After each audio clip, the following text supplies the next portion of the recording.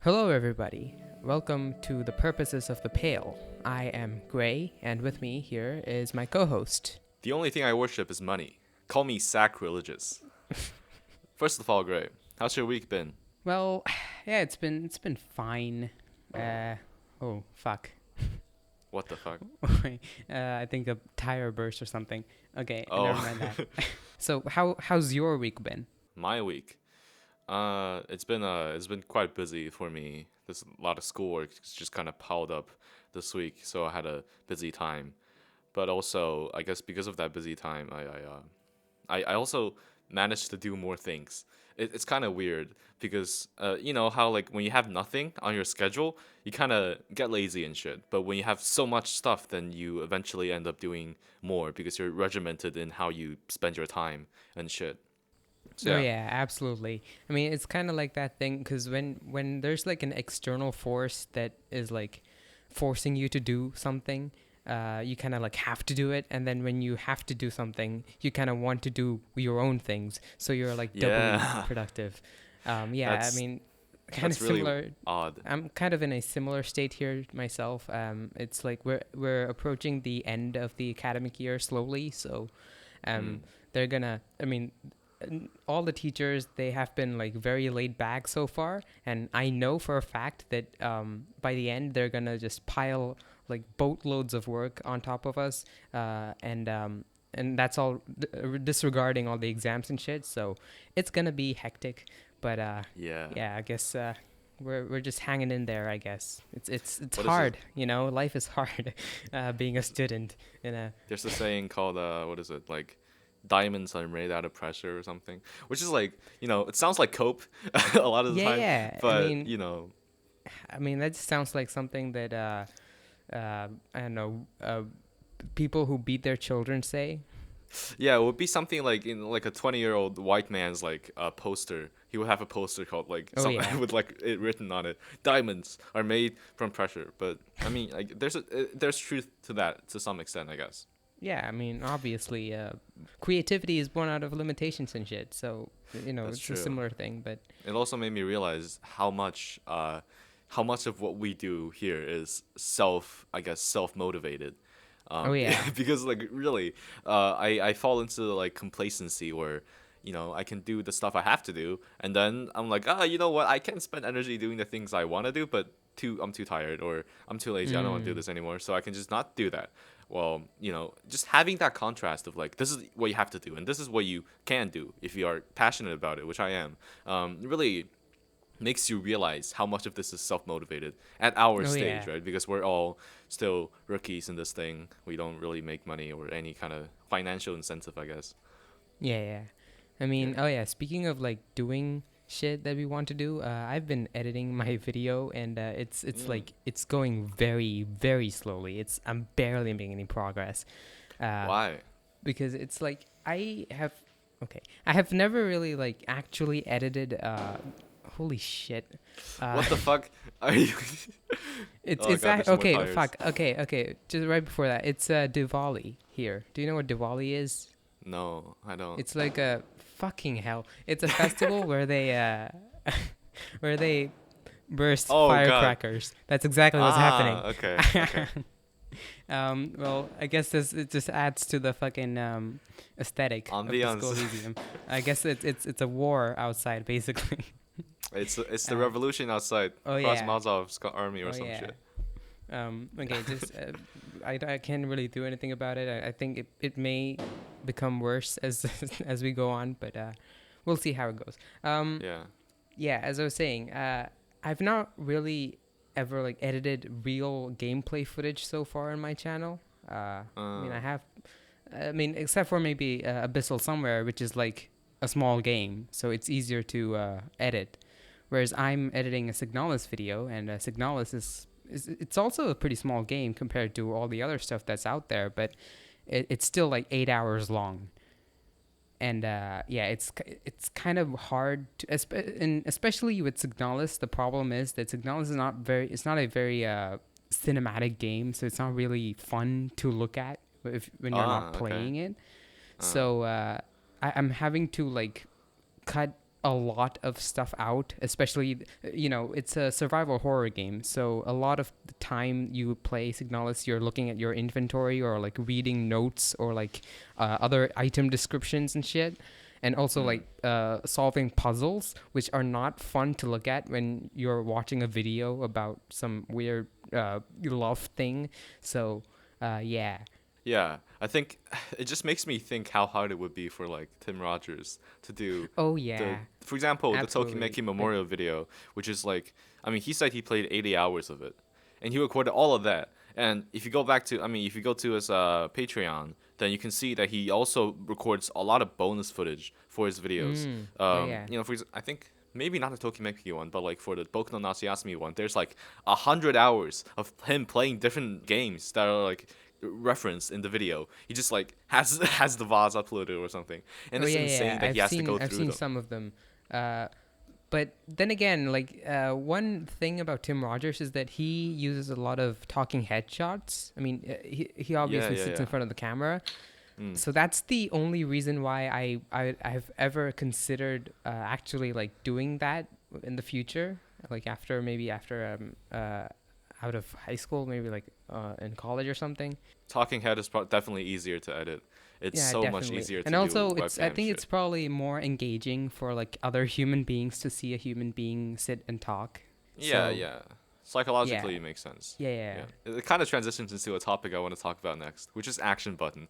Like I want to talk about every week, but this week it's kind of different because so to back up a bit, the school program I'm going through right now is called International Baccalaureate, which is basically Oh yeah, yeah, yeah. I know that. I think I know that because like I have come across the name when I was researching universities and shit. Oh yeah, go ahead. Sorry. yeah, it's basically like a yeah, no, it's fine.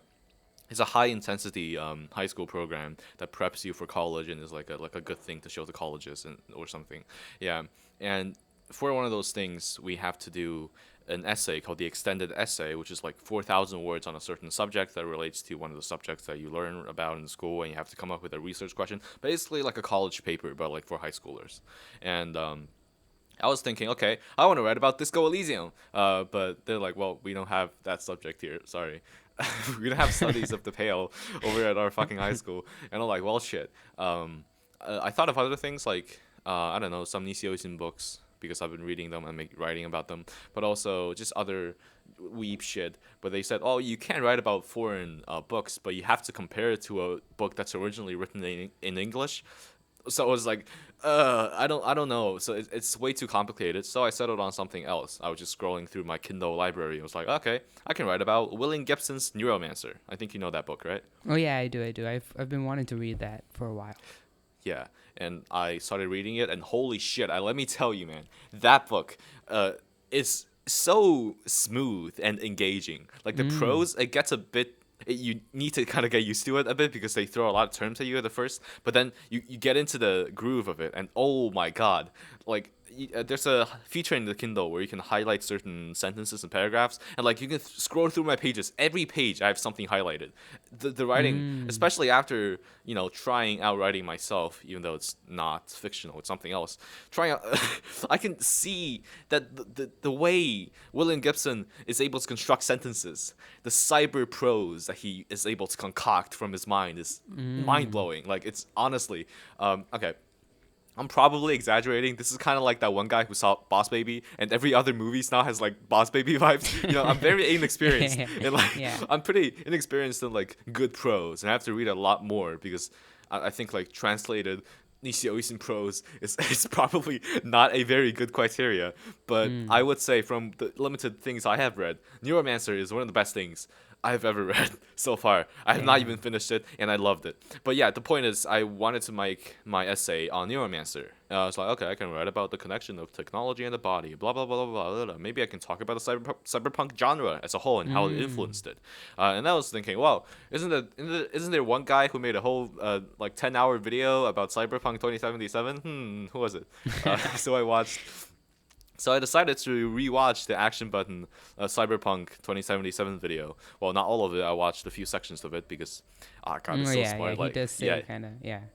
yeah. I mean, you can say, that like he splits his video into different like routes, and you pick two of Mm. them every Yeah, time. yeah, Yeah, and do you remember what you picked like the first time you watched it, or have you seen it even? yeah. I watched the Keanu Reeves one, Mm. and then also okay, I think I only watched the one because Oh, come reasons. on, Okay, dude. I just wanted to go to like the Boku no Natsuyasumi video as fast as I can, because I was also playing Cyberpunk 2077 at that time, so I Ah, didn't want to get like spoiled and shit. So yeah, okay, that makes that's sense. That makes sense. hypocritical coming from me. I realized, yeah. I was I was like, because I'm fucking stupid. I was about to let that slip. No, what the? How dare you? How dare you?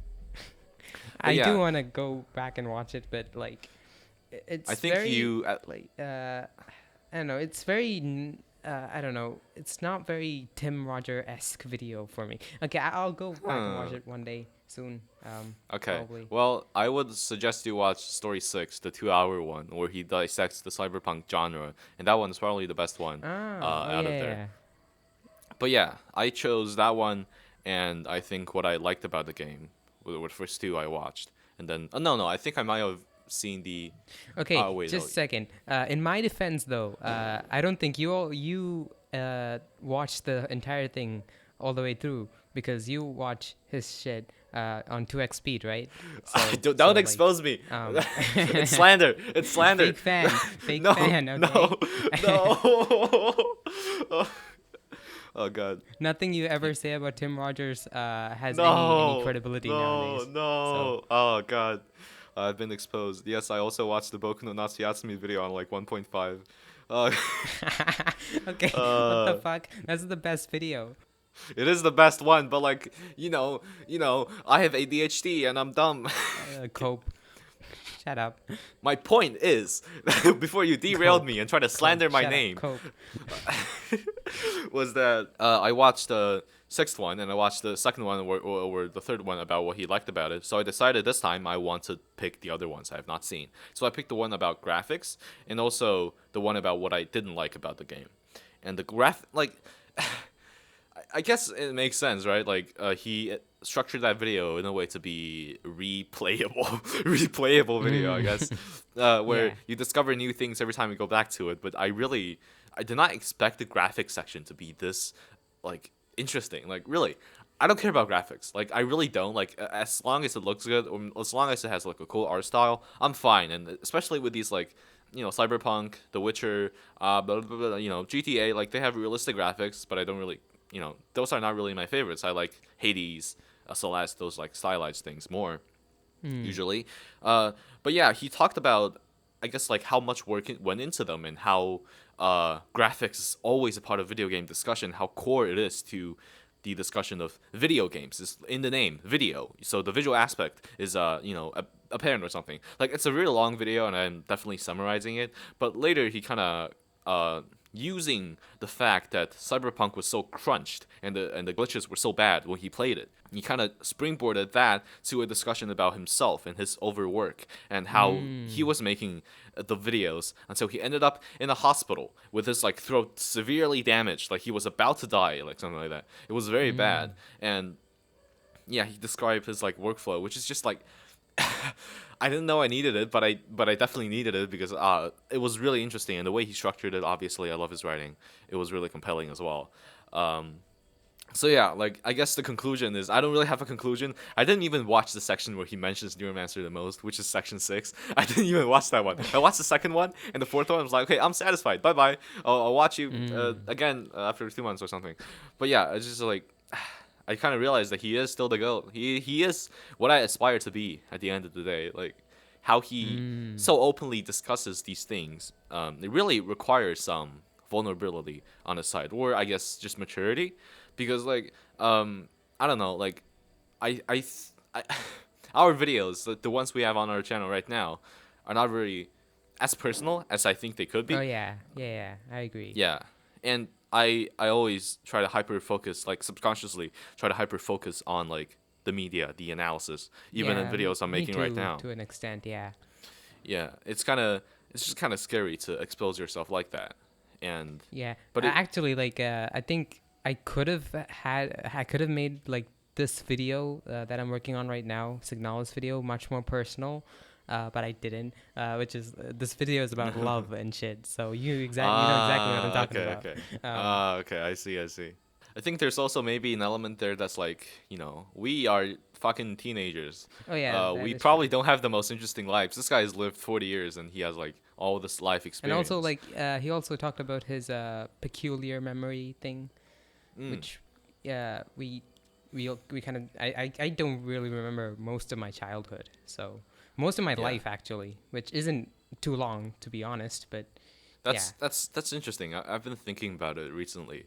I think it's because some of my friends from the previous school they kind of contact me again, just out of nowhere, and they were talking about we miss you and stuff. Where I was kind of like under the impression that I left the school, everybody hating me and stuff like that, Mm. because long story short, I was not showing up. I was basically not showing up. Like I had a lot of issues I had to deal with myself and the people around me. I just hated people for a while.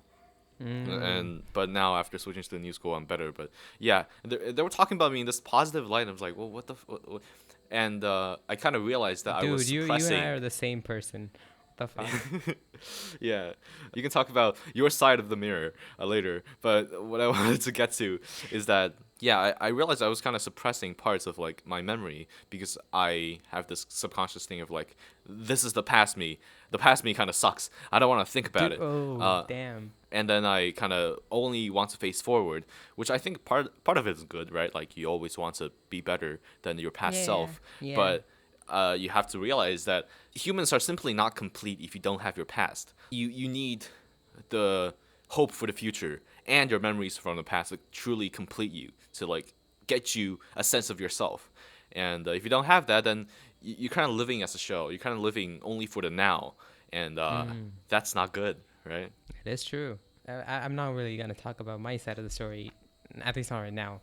I do want to talk Uh, about like the stuff I'm reading, because I read too. Um, Nice. I recently finished Aldous Huxley's Brave New World, which is a Actually, book that's usually mentioned in the same breath as 1984. Have you yes, I have read have you 1984. you have read or heard about it? I have read 1984. We had to read it Nice. in school. Ah, holy shit. Our school literally does not care if we read anything or not. Anyways, so yeah, Brave New World is like, first off, like it's a very well written book. Do you Mm. know where the phrase Brave New World comes from? Because I didn't, and I don't really. it's Where is yeah, it? it's from Shakespeare's The Tempest. It's something Ah, like, "Oh, brave new world with such people in it." That thing. okay. So yeah, the Brave New World is it's a book about a future society where.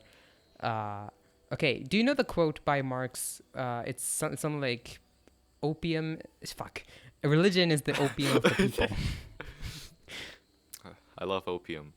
Uh, I think Religion yeah, is I've heard the of it. Yeah, yeah, yeah, that one. yeah. I mean, first off, it's like a really misused quote in my opinion, because it's like I think it's unfairly ripped apart from its context.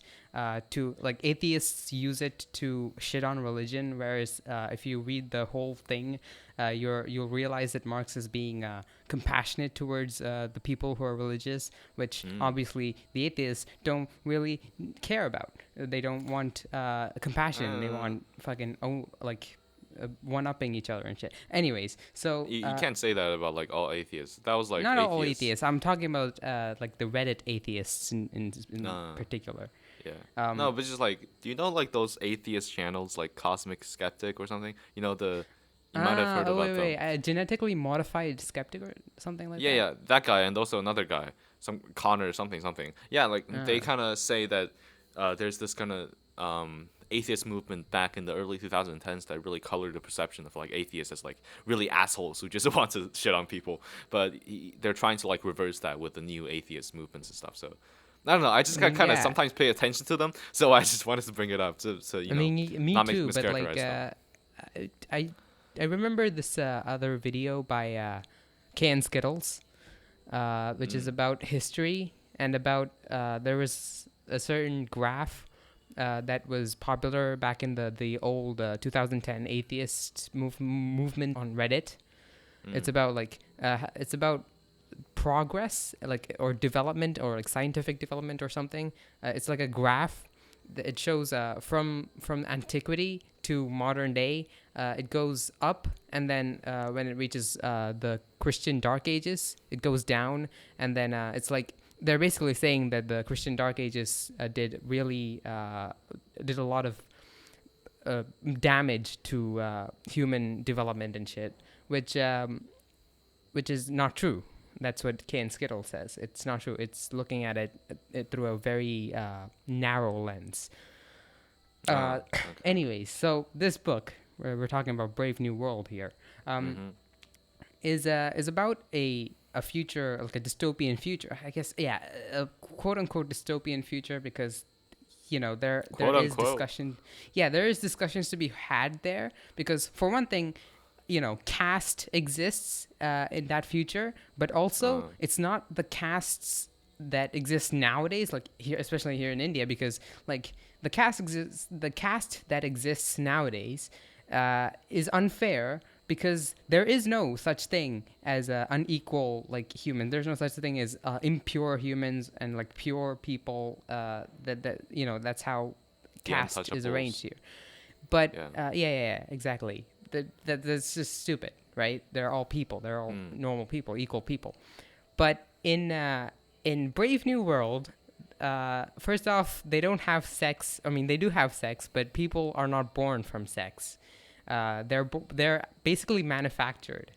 And then when they're babies, or like when they're like little not zygotes, when they're little and they're in like bottles, basically, when they're being manufactured, they split a certain group of people to different castes, and then there's like the there's the alphas, betas, gammas, and then epsilons and shit, and then and the lower castes, what they do is that they insert extra oxygen, so that they basically genetically make it so that these lower caste people are actually inferior, like actually inferior. They are like, what do you call it?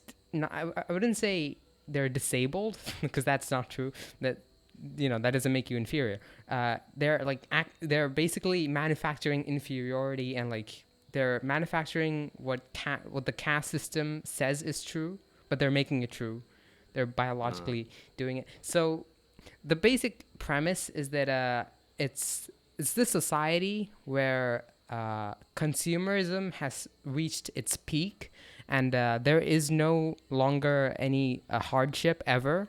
Everything is like perfect and shit. So isn't Henry Ford like a god in that book? Yeah, exactly. So instead of "Oh God," they say "Oh Ford." And then instead of the cross, right? Like the Christian cross, they have a T. It's the Ford logo.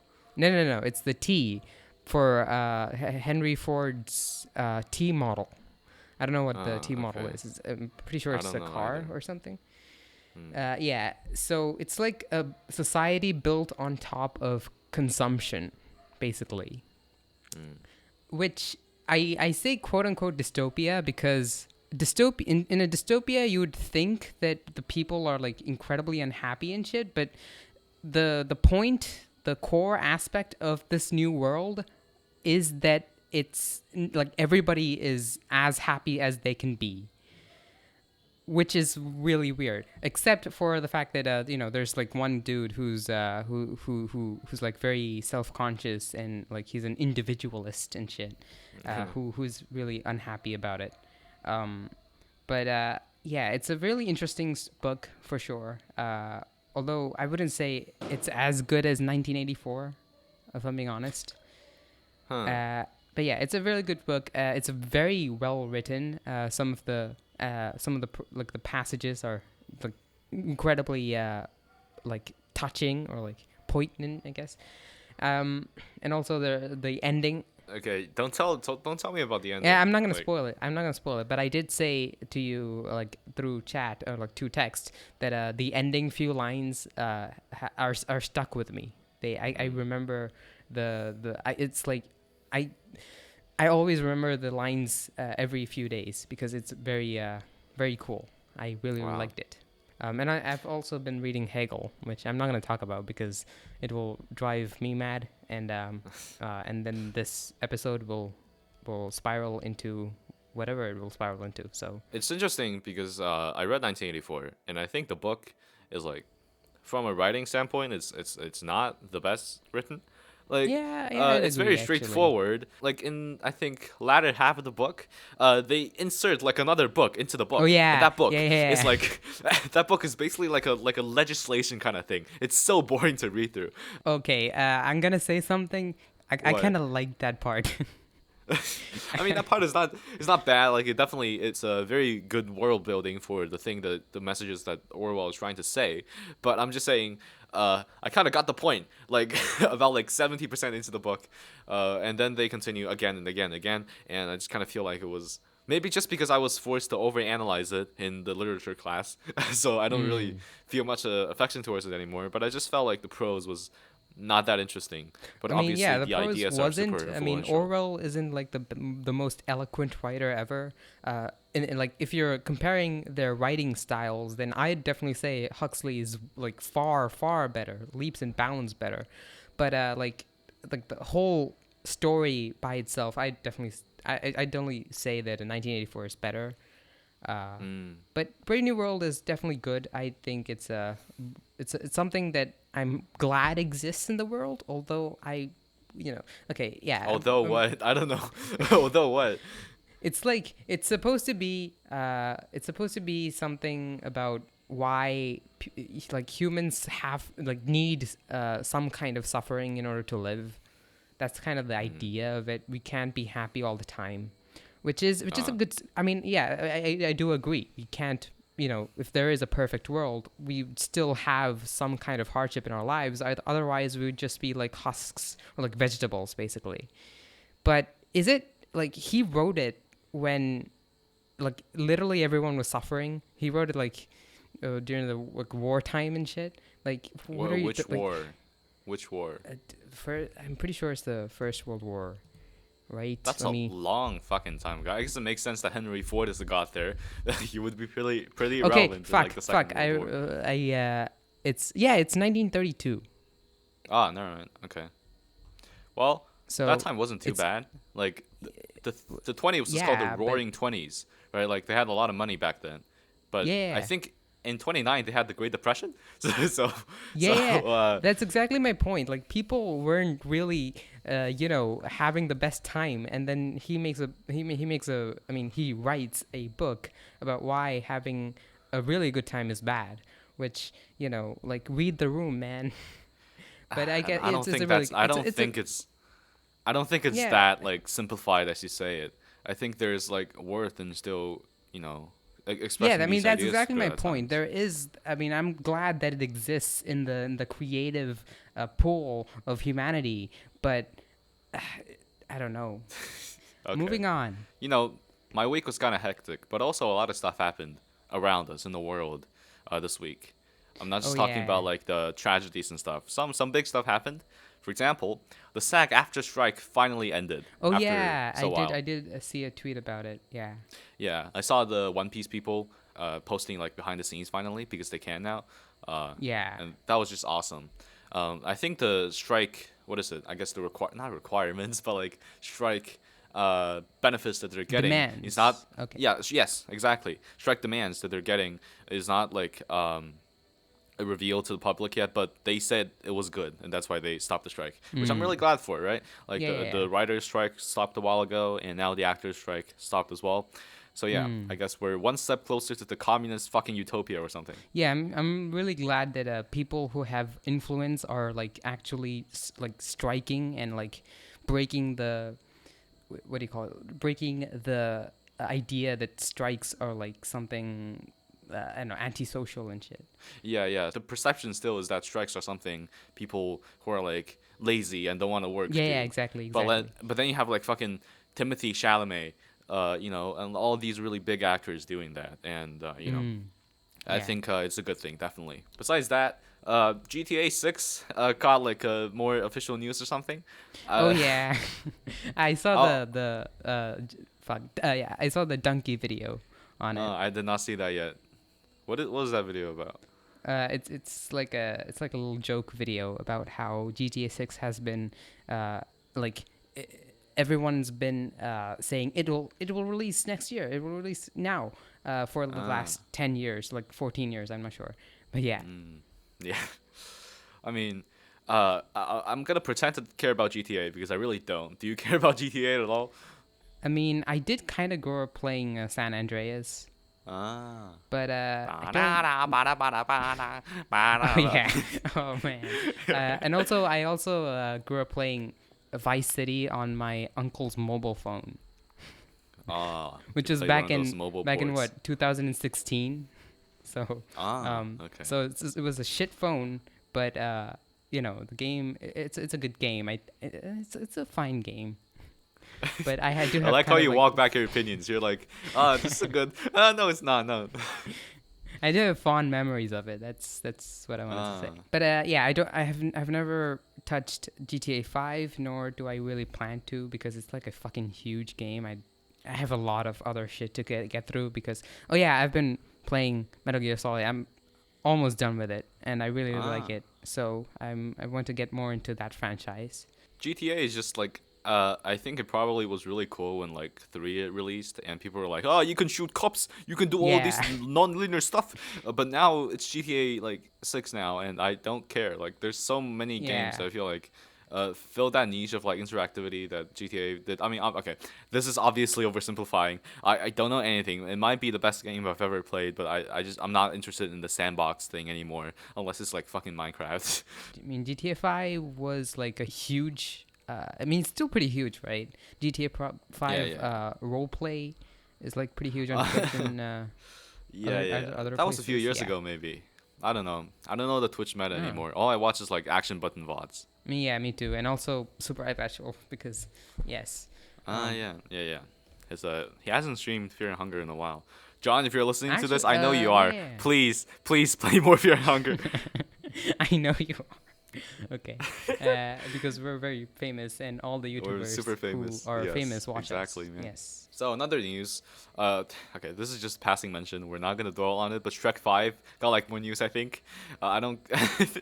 For the meme, I'm gonna care about it and I'm gonna watch it probably. But that's it. That's Okay. it. And also, it's gonna be made I by Illumination or something. I don't care. It's gonna be bad. I don't think I've seen any of the Shrek films except for the God memes. damn. You should. I I mean, the Shrek 1 I and 2 do are not really care. great. I What do do you not care. mean? Shrek, it's like a parody of fairy tales. It's like pretty subversive for the time. I It was know, good. I know, but I do not care. Okay, well, and then we have zero punctuation. I think I tweeted Oh it, yeah, I then I did. deleted it. I have no idea what the fuck that is, but I did see Yig Studio make a video on it. Yeah, they were talking about. I mean, zero punctuation by Yahtzee Croshaw is like one of the first ever like game review shows. I think it was Oh. probably. I mean, I think AVGN came a bit earlier, but then there's AVGN and then there's Yahtzee, and Yahtzee kind of pioneered that you don't really need to show your face or anything for a video. You can make like Ah, silly cartoons in this little that's really goofy nice. style, and yeah, it Mm. pioneered all of that. And it's just wild that after doing it for 16 years, really consistently, like he has not missed like a single week or something. It's really wild. I think. I mean, he probably did, but like it's he's been doing it consistently most of the time. Mm. Yahtzee, and after 16 years, just to stop doing that, and like because like the IP is not owned by him, it's owned by the magazine. Okay, so the situation is zero punctuation is under this magazine or like I guess website called The Escapists, Mm. and the core editor of the creative team Nick, he got fired. I think because like the Escapists got bought by another company, and the company was like, let's redistribute the funds, and you're getting out of here. So Nick, got fired, and people were like, well, fuck you then. So they also all resigned to follow Nick into like a second endeavor. They call it like Second Wind or something, and it's like it's going pretty well. Like I think the Patreon's like doing pretty well, like $4,000 already. That's pretty cool. But yeah, it's still wild that like because Yahtzee doesn't have the rights to Zero Punctuation, the show that he created, and he doesn't really have the rights to the art style, which is used in like most of Escapist stuff nowadays. And it's just really crazy to me that now he's gonna like do some other show, and it's an end of an era really. And I guess I'm kind of sad, but I know it's like a very very like boomerish thing to care about nowadays. People are talking about like I don't know Mr. Beast. I'm caring about Zero Punctuation now. I hope whatever they do it well.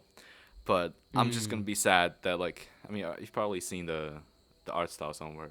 It's like a guy with a hat in a yellow background. I'll miss that thing.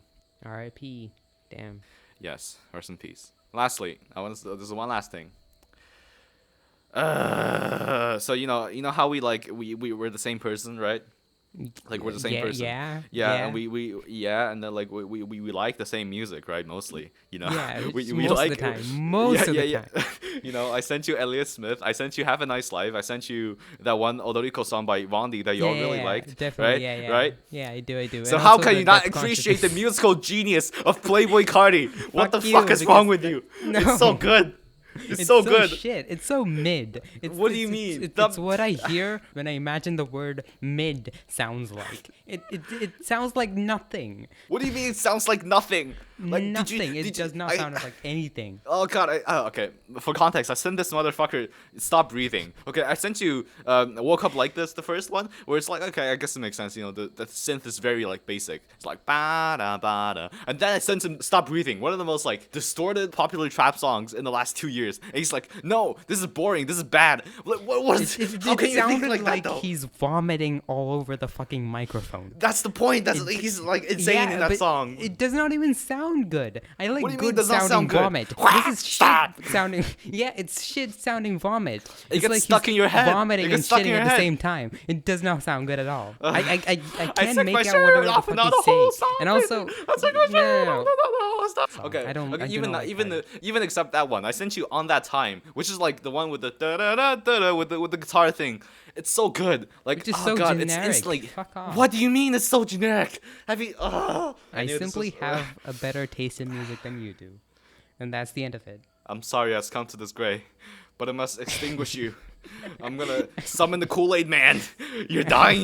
You're dying tomorrow. Okay, so the main attraction for this video is we've both played Sekiro, From Software game, which is about samurai and shinobi and shit. Anyway, Yes. so yeah, we're gonna as a lot of From Software fans do, rank bosses and mini bosses of that game. As a guy who's only played Disco Elysium, Sekiro is giving a lot of Disco Elysium vibes. I'm just gonna say that.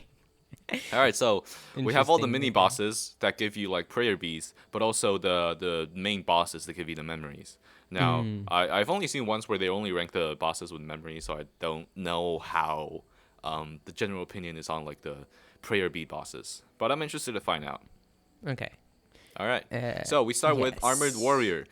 Dark Souls man is in Sekiro for some reason. Are we okay? We're not gonna go. We're not gonna go the route that we encounter these bosses in the video Yeah, but game. like, that might be more interesting. Maybe we should start with that. Yeah. Okay, yeah, let's do that. But I do not know which one of these come first. I've played the fucking game like 5 times, so I probably know. All right, so It's probably the one, right?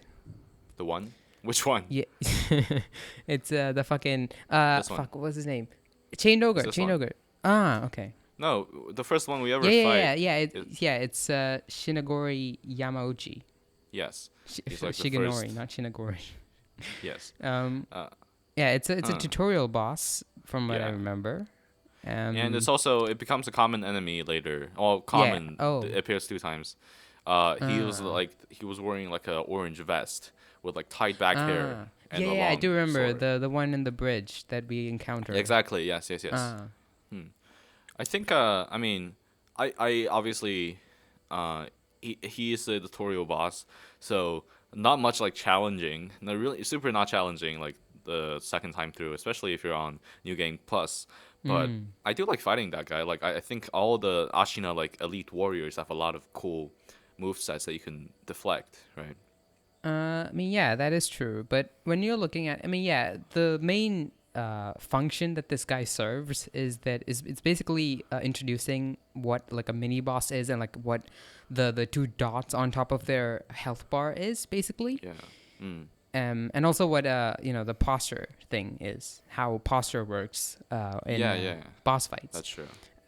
For that reason, I mean, he's a pretty ample enemy to teach the player on what the fuck we're supposed to do, and so for that reason, I wouldn't say he's like the best thing ever. He's not like the asylum demon from Dark Souls, which is Mm. like a very legendary example of a good tutorial boss. If you didn't Mm. know, Okay, I did but not know that. but for a game such as Sekiro, I think it's a pretty okay boss. I don't think. Yeah, Yeah, I remember also. Okay, so we didn't really. inoffensive would be the word. I think. Yeah. Yeah, we didn't really talk about the fucking combat system at all. The intro we only talked about it's about Samurai Shinobi, but okay. So Oh the yeah. the combat system is where you deflect. Like the main gimmick of this game is that you can deflect most things, and it's definitely the best thing to do everything, even though it's Mm. kind of hard to deflect sometimes. And in this encounter especially, I noticed that if you deflect once, it breaks the entire posture bar because like you're supposed to know how to do it for the first time, so they're giving you the Mm. leeway. I mean, so we have S to A to B to C to D, and I'm thinking a lot of these bosses are really really good. So honestly, I'm thinking like a D for the value it Uh, provides, or maybe I mean, okay, it's not terrible, but it's also I'd say it's C because I don't think it's. I mean, we'll reserve the D for something that's incredibly frustrating. I think, yeah, okay, in that's a fair. bad sense, like Yeah. something like a Bed of Chaos from Dark Souls, which I realize you wouldn't know. Audience, I hope you pick up on these fucking references Yeah, because I hopefully. don't. Yeah, Yeah, I think a C tier is fine. yeah. C tier. C tier would be inoffensive slash like yeah. It Yeah, is yeah. what it is. C. And then I think it's the chained ogre, right? Oh yeah, yeah. It is right. Yeah. It's a chained ogre. Chained ogre. Where is it? I'm running through the game in my mind, and yeah, it is the chain ogre. It Let me is a see, chained where is it? ogre, which is. Oh yeah, it's direct, second row. Second row first. Second. Oh Yeah. yeah, first chain ogre. Hmm. This First fight's chained kind of ogre. weird because like you just kind of learn how to deflect through running through the area and beating this leader, and then you have a fight where you don't deflect at all, basically. Like you can't really deflect. I mean, you can, but it's definitely more optimal to just run around Oh him. wait. Just a second. Actually, the second mini boss isn't the chained ogre. There is one other guy, but okay. Oh yeah, okay. Was this one of these two, right? No, this one, Naomori Kawarada. Yeah, exactly. Kawarada. Yeah, Yeah, yeah. yeah. It's Okay. now Morikawa. Okay. So about this one, I think I personally, it's like, I think it's supposed to teach you how you could make use of the environment before, like, for the mini bosses at least. Yeah, because you can Uh, backstab him, right? yeah, exactly. You can go right behind for the very first health bar, and then just one shot the first health bar or the health Yes. dot right away. Yeah. So I think I think the idea of it, like, teaching the player how to use the environment and like look through the linear mini boss design and like come up with other ways to like cheese the boss is a good thing. And I think that's very interesting, and I think it's good. What do you think Huh. about it? I don't think it was like again, it's a pretty basic enemy. I think you kind of encounter a similar thing, which is Tenzen Yamauchi, which is basically the same boss, isn't it? You Same. don't have to like, Gray. Every time you talk, you don't have to like dump your own entire opinion. We can like trade in between. You don't have to like say I'm your whole not done. thing. Okay. The fucking. Okay, yeah, go ahead. No. I guess I would want to add that I think it's here he starts using grab attacks and like other attacks that are like has the red kanji with it, where you have to avoid it, and Ah. you have to learn the ways to deal with it.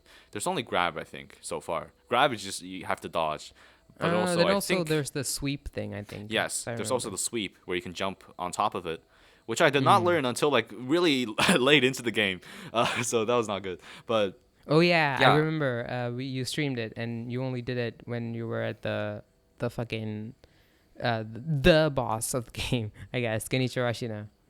yeah, I remember.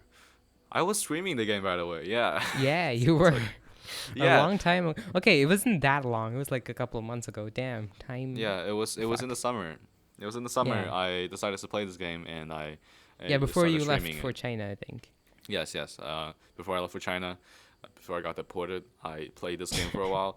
But then I realized, okay, first it's too fun. I don't want to stall it for the game for the stream. Second of all, uh, it's too fun. I want to play it. So I did not want to do the schedule thing. But it was really fun when like Gray would see me suffer through the thing. Yes, it I was don't have fun the seeing you suffer. yeah. I think I still have the VODs or some of them, or maybe not. Maybe I can pull up one of them and link it. That'll be fun. But yeah, I thought it was Mm. genuinely pretty fun to do that. Okay, I think Mm. It for was. the things that it teaches us, it's a B tier. What do you think? I mean, I wouldn't say it's anything above C, if I'm being honest, Huh. because again, I don't think it's like an exceptional way to teach a player something. Hmm. Then also considering that it's like the same thing is basically copy and paste. Is copy and pasted like two bosses down, which is Tenzin Yamauchi, as I was saying. Well, Tenta So Yamauchi is a different thing. But we'll get really, to it. For me, there's one key difference, but I can see why it's a C for you. I'm not really, fighting my okay, head high over C, I think high C would be high C. good because Yeah, high yeah, C. Sure.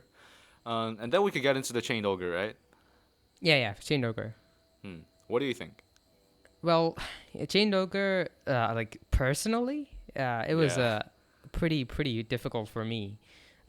For one thing, it's very different from the bosses that we've fought so far. Yeah, For exactly. because it's like it's not a humanoid. I mean, it is a humanoid, but it's a large enemy. It's not the like a little guys. Little boys. Yes. Um, Another thing, it's flying kick attacks and its grab attacks are incredibly punishing. Yeah, At least like that's what I fucking. remember. I remember that as well. It might be because the damage scaled or something in New Game Plus, but like I got all the prayer beats, and it still took away like 80% of my health bar. Every Mm. time the grab attack happens, it's just bullshit. And also, I think with. Did we encounter the big guy, like the normal big guy enemy with like a big baton? I don't think we did yet, or maybe we did. Uh, Wait. I do think we did. yeah, There's so we've one right after we defeat fuck, what was his name? Oh yeah, Kawarada. yeah. So we've seen that. We've seen how the big boys can still have some attacks you can deflect, even though it's harder to time. But then you see the ogre where like you can fucking do nothing about his attacks. Like you can't do anything with his kick. You You can cannot. deflect. You can deflect some of like, other than the grab attack and also the you can deflect them. I think, right? Can you? I've never Yeah, yeah, tried them. yeah. You can actually. We can deflect it, but although it's very very risky to do so. Yeah, yeah. There's also attack where he like it might be the other ape, but like he kind of lies down, he kind of falls onto you, and he starts like like slamming the Oh two yeah, sides, yeah, right? And those attacks are yeah, just fucking annoying. Like I know like other yeah. fights also use it, but yeah, I don't know. I think it's probably in hindsight it's a good switch up from the ones we've been fighting so far, but it would have been really frustrating the first I time mean, through, oh obviously. yeah, and also like remember how like leading up to the chained ogre, like a lot of the normal enemies are talking about the chained ogre and talking about Yeah, how. I found that very cool. Like building up the anticipation for this monster, basically. yeah. Um. That's something Sekiro does really well. How he uses the environment to tell stories by just like Yeah. Yeah. simple things like eavesdropping. It's such a great mechanic they added for the game. I mean, I think Uh. for the iconicness of the encounter, and also because like it was first chained, so like you wouldn't expect maybe you could run away scot free, but no, like I think that maybe also is like a surprise factor. Mm. I mean, one other thing is that you don't really use much of the environment for the chained ogre, do you? Because No, you you can, do. You can uh, grapple up onto the tree and yeah, like you wait for a can, bit. but like, is it really? Is it like a normal player? Would they actually do that? Is my question. I did it because I was a fucking pussy. I was like, don't fight me, don't fight me.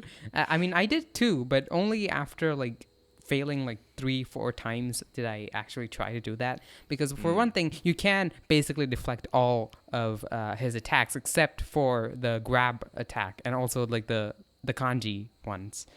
I'm sure you Uh, can, but I just never tried it. yeah, yeah, it's pretty iconic too. For one, it's like Chained Ogre is kind of the enemy for this From Software game.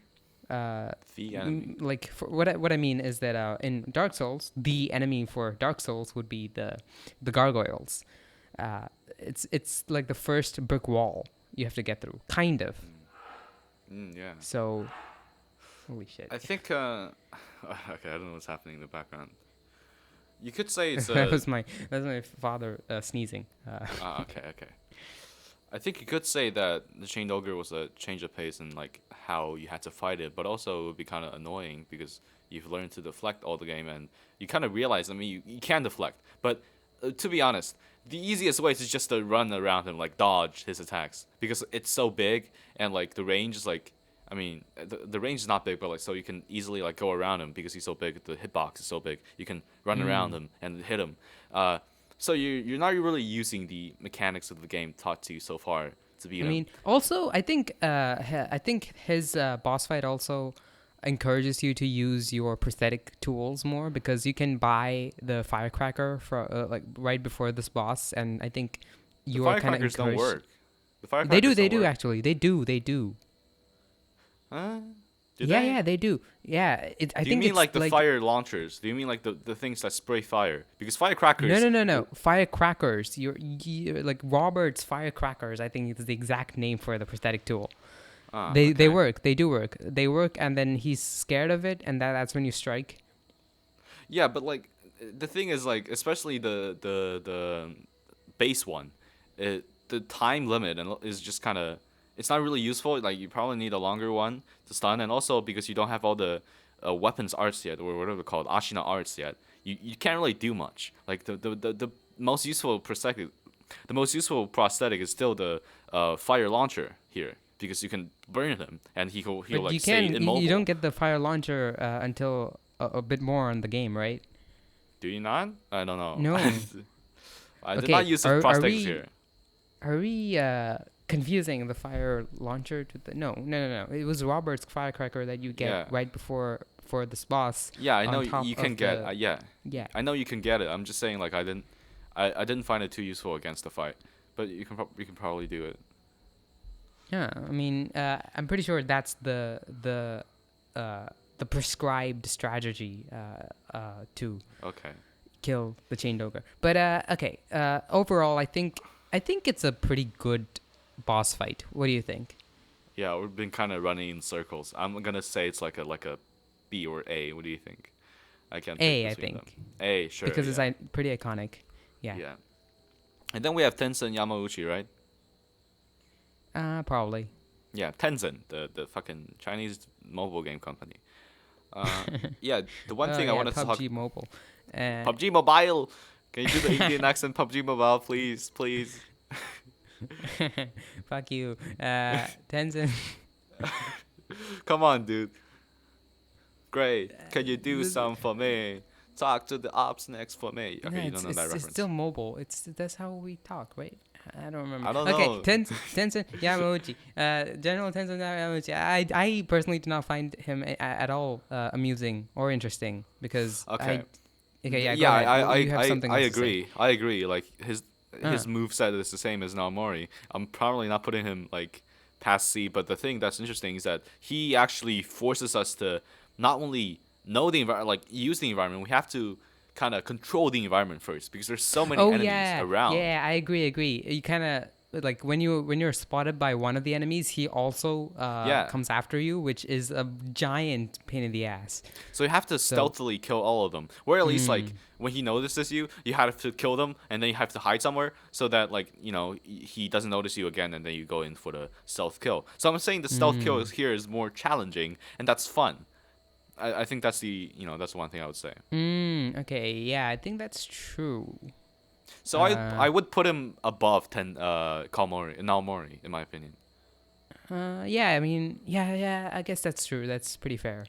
Yeah. I was not remembering that part exactly well. So Mm. yeah, I agree. After Moving that, on. what was after that? I think it was the headless. No. The snake. Right? Let's see. It's not Yes. exactly a boss fight, but Yeah. it's like a Is it scripted even event. here? Is it even here? I don't. Yeah, I don't think so. I guess Oh we'll just wait, talk about actually it maybe. we didn't even rank Genichiro Ah, tutorial. I mean, I don't care. I really don't. But like he's just normal Genichiro, so it doesn't really matter.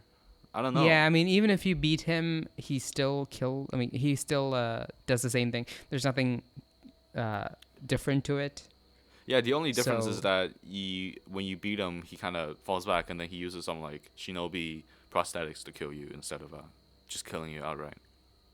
So but then again, there's like one other thing because in Dark Souls, like the reason why the Asylum Demon is praised as like the best tutorial boss like ever, not ever, but it's a really good tutorial boss because it teaches you like the core thing, the core mechanic of Dark Souls, which is you encounter a big guy who's very intimidating and shit, and you are very underleveled, and then you go around the world a bit, and then you fight a bit more, and then you encounter him again, and you're stronger, and when you're stronger, you're able to defeat him, which is the core of the game, which is that with time and grinding, you can defeat anything.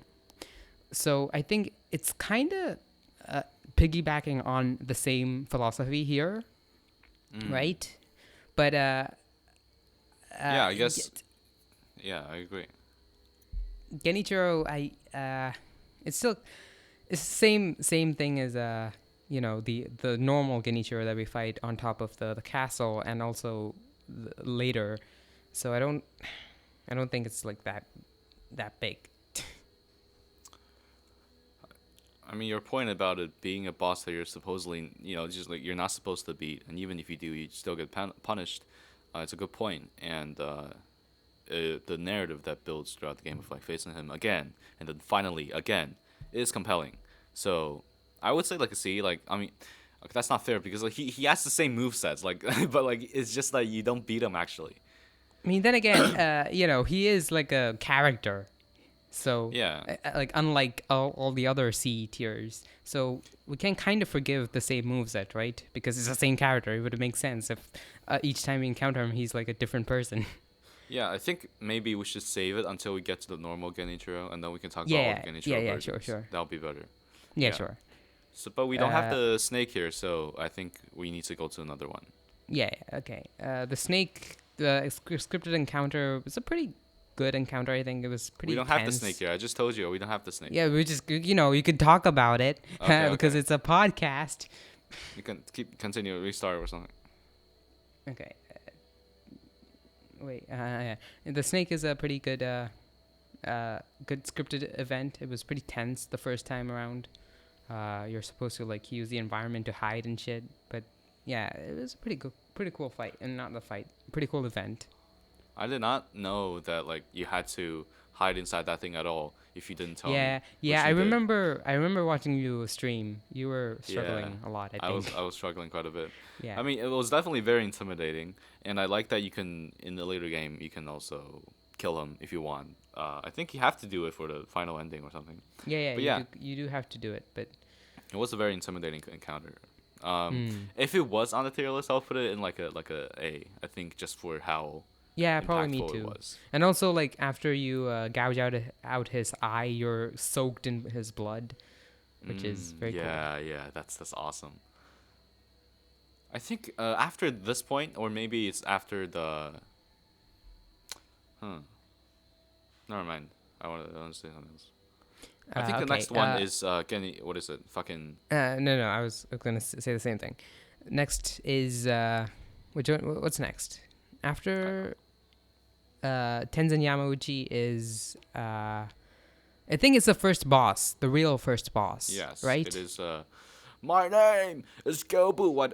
Gobu Masataka Oniwa. Yeah. So Where the fuck? Oniwa, Yes. fucking, and his horse. There it is. I see him. Yeah.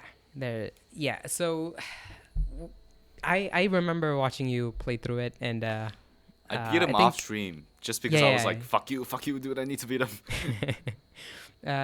Because I think kind of had the same experience, sort of, in that it did take me a little bit to like get the hang of him, but I was able to.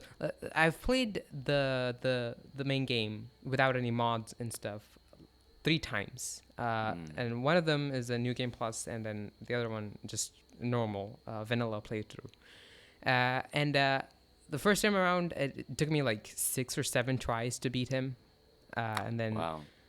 the second time, like the second vanilla playthrough, I'm not talking about the New Game Plus. The second vanilla playthrough, I think it took me around 5, which is interesting because I think he's pretty like challenging. I wouldn't say he's very difficult, but he's pretty challenging. What do you think? Did you just say challenging? No. I said challenging. What? No. Okay, never mind. Yeah. Yeah, I would agree. So at that point, the first time I beat him, I did not. I mean, so go back to a bit. The first time I encountered him, I did not really know how to deflect yet. You could see that from. Oh yeah, the I do stream. remember that. I do remember you were trying to block, or you were Yes. basically jitter clicking block. Yeah, in I was order to- trying to block, and also I was trying to run away. But it turns out that his attacks are designed in a way where you kind of, if you don't run away as like really far, if you don't if you don't run away really far, if you don't run away really far, then the spirit's gonna get you some way in another. And since he's a fucking horse, and you have to constantly be close to him, so the running around strategy I used for the ogre fight just did not work here, and I had to really adjust and be like, okay, dude, I have to learn how to deflect his attacks. And his attacks, since they're not like very easily choreographed, like the sword enemy NPC, who's just like, I'm gonna swing the sword, ha, ha, and you can see where the sword is coming down. His stuff is like different, like it's unpredictable. Like he sweeps the sword, the spear from the ground, and it boom hits you, and you don't know when it's coming until you've seen it a couple of times. So I would say definitely really well designed enemy for the first time, and yeah, a great experience beating him. I was like, goddamn. I felt this adrenaline rush when I first beat him. It was awesome. I also love his boss arena, which is like a Yes. field of destruction and death and like dead enemies and soldiers and shit. Yeah, exactly. And he announces himself as very iconic. I really love Yeah. that. I don't know Yeah. the English one is kind of a meme. Oh yeah. My name It is is. Gyobo Masataka. But I did not put. I chose the Japanese version because I'm a fucking weeb. I'm pretentious. Okay. I played this. Yeah, I it played was- the English version second time through because I wanted to hear the Gyobu. Exactly. Yeah, it's a pretty good boss. I would think say like genuinely S tier. What do you S think tier, for the level of like for how much of a for how well it's placed in the game, firstly, and for how well designed he is for the level that we have right now, and for the concept, for the arena, for the aesthetic. I think it's an S tier boss. Well, I mean, I can't really. I think I don't really have a problem with that. An A or an S would be my choice as well. So Maybe as we get more better bosses, we can put him Yeah. down into Yeah, A yeah. tier. But for now, I'm putting my Gyobu guy in the S tier. you're a Gyobu guy.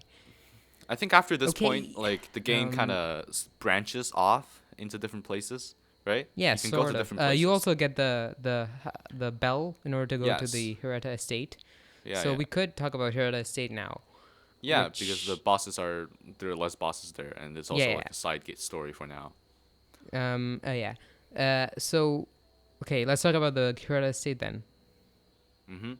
Who's the The first first boss first boss in the Hirata? first boss was Shadow Matsunaga. This guy, right?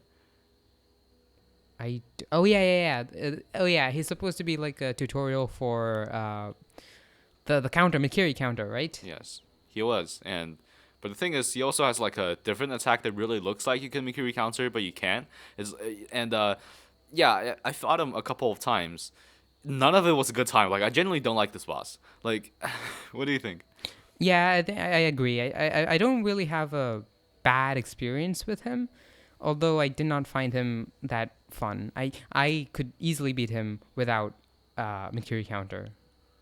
Yeah, it was really weird because like I just kept the first time through I tried to face him 1-on-1, but firstly there were other enemies Oh yeah, around him, yeah, yeah. and also because this moveset is so fucking confusing, I couldn't do it. And then the next time I just popped the gotching sugar, I fucking sneaked past him, I Yeah, yeah, got the yeah. first And then back, lifeblood yeah. off, and then I just kept hitting him, and then like deflecting once in a while, but like since I was full health, like I could take a few hits and it was fine. And I just kind of beat Mm. him like that, and it was like not satisfying at all. Like it wasn't really satisfying. And Yeah, I agree. besides the phew, he's done now. I don't have to worry about him anymore. Yeah, I agree. I agree.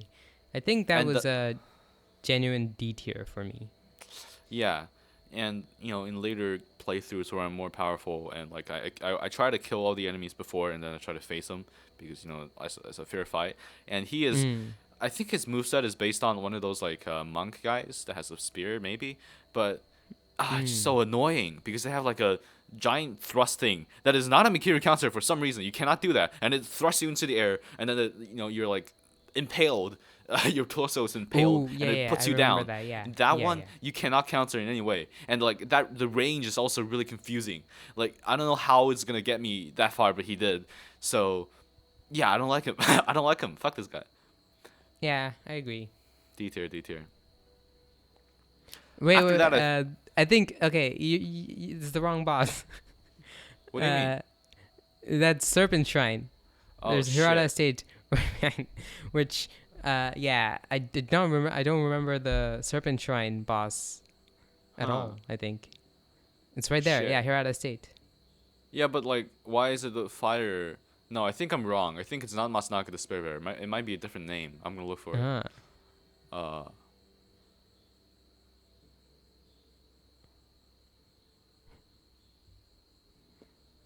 where the fuck is this guy? I guess he's in there. What? Okay. Because I know the Serpent Shrine one. He's in the shrine. Oh Okay. wait, it's this guy. It's So, this guy. I think it's this guy. Lone Shadow Vile Hand. but isn't that floor? Are those floorboards? Oh yeah, they were floorboards. Shit. Where is he? Let me. Oh wait, this guy. I found him. I found him. It's Shinobi Hunter, Engine of the Mission. Yeah, look at the walls. It's this guy. Oh yeah. Okay. I found yeah, him. D tier. Ah, I hate you. You got you. we confused so many bosses in this tier list. This podcast is falling apart. yeah. Okay. My house is falling apart. Uh, I keep drowning in my bed or something. After that, then Oh there's yeah. Okay. Juzo the drunkard, right? Oh yeah, it's the first drunkard. Yes. What do you I think? do not like Chuzo the drunkard. What Hmm. about you? Sorry, I was drinking water. I thought it was pretty nice. Like I don't know, it's not a super one of my favorites, but I didn't think it was bad. There were a lot of enemies around him, which is frustrating. But how I did it is that I try to stealth around and kill all the previous enemies, all the mini enemies, and then I run to the guy who's there, is like Yeah. trying to help you, and it's like okay, please help me. And then I just like wait for Juzo to like divulge all of his attention to this guy, and then I try to hit him, and then eventually he's dead. Like I don't think it's not a very challenging boss, but I do like the strategy I kind of cooked up with to deal with him. For me, I did not like him because first off, he's a reoccurring boss, as you can see. There's a second encounter, Yeah. which is not Juzo, it's another drunkard. But I do not like the drunkards at all because first off, like they're always in group, so they're like little enemies all around him. And then I didn't think the Juzo himself had any good, like interesting move sets at all. He had the spitting, the poison spitting, if I Yeah, remember yeah, yeah, correctly, yeah, which I found very boring. For like, it's pretty hard to get caught in it, and when you do, it doesn't really like. It's not really a challenge. I didn't find it fun at all. yeah. I guess And you, then you also you just have to run away really far for that. But yeah, like if you and do then run away, he kind of puts his like poison in his blade or something, or was it the other oh boss yeah, or yeah, something? exactly, Yeah, yeah, yeah. yeah. And then Yeah. also most of his attacks are very heavy, and so it's more dodgy, like you dodge more. Well, I did not like him. you can't really dodge, but I do agree. Like these heavy boys. I mean, okay, let's see. So the Juzo is repeated once in the first Hirata and the second Hirata memory, and then we get the Mm. Tojikuro the Glutton, which is the other one, and Yeah, then yeah, we the other have one. another guy who comes after, like in the last arc of the game. Who's in the place that Tenzin Yamauchi was, who's also a big guy. So like five of the big guys or something, a lot of big guys, and Yeah, I do not like them. they all have this moveset where it's not really fun to deflect because their posture is so high that it doesn't do anything, and Mm. you just have to wait for the gaps. It's not a thing where you Yeah. keep deflecting and you get any rewards really. You get the reward Mm. of not dying, and then you get a shot. So Yeah. I mean, I do kind of like that the first one we had the option to recruit another guy to do it with us. I think Oh that's yeah, kind of I mean fun. that is true, but like you know, I do like that guy because he's pretty funny to me. Yeah, yeah. But that's is it really like connected to the boss for ranking the boss? Is it, yeah, it's the story. I mean, we do talk So about the environments in these bosses, so I think it's fair to count them in. okay, sure. I mean, even with him, I wouldn't say it's a pretty. I wouldn't say it's a good boss. Low C for me. Yeah, I would agree. And the second encounter, we'll talk about it later, but I feel like that's gonna be worse than that because it Yeah, doesn't have the guy. But definitely. we can talk about it later. Then we have Lady Butterfly. This is like the Ah, second roadblock for a lot of people, I think. yeah, yeah, I agree. I beat her like pretty soon. I think unusually Pretty, soon. I think me too as well. Like, I mean, I did struggle against her for a while, but her moveset is not that complicated, and her deflection, I guess, like deflection, uh, what's the word? Shit, what's the word where you like it? It shows you Mm, like where protection is. Give me a sec. No, let's say it's relatively easy to deflect her attacks because they're all very clearly telegraphed. Yes, that's the word I'm looking for. Yes, ah, yes, they're like, she's swinging, and then the rhythm is very easy to get a hold of. And yeah, you deflect, and the deflection works really well because she's like a normal humanoid. She's not a big boy. And then I guess the I guess the annoying thing is the second phase, right? yeah. But then again, oh yeah, that is true. She summons those like the farm work. No, no, no. The field workers, something like Yeah, that. yeah, And then yeah, they're kind of annoying because when you run through, some of them somehow still manage to get you, and yeah. even if you manage to avoid them, she turns them into magical butterflies or something, and then she like projects them at you, and then it's kind of hard to deflect. Like it's kind of hard to dodge that. Yeah. Yeah, So you had to just keep running. I think yeah, in the yeah. original versions of the game, you could like hide behind pillars, but they fixed it, so you can't just do Oh. that now, which is like, I mean, I guess it's fine to have that kind of gimmick. Like, I don't mind it. You do just kind of run around all the time, and you'll be fine most of the time because the butterflies it turns into is not as fast as you, but it just kind of wastes time. It's not really engaging. It's not like, oh my god, that's a new twist. Field workers. I don't think anybody has said that in the history of this game. Okay. But I Uh, mean, I do like her moveset. I do like her design. I do like that she's zipping around and she's like throwing all of these things at you.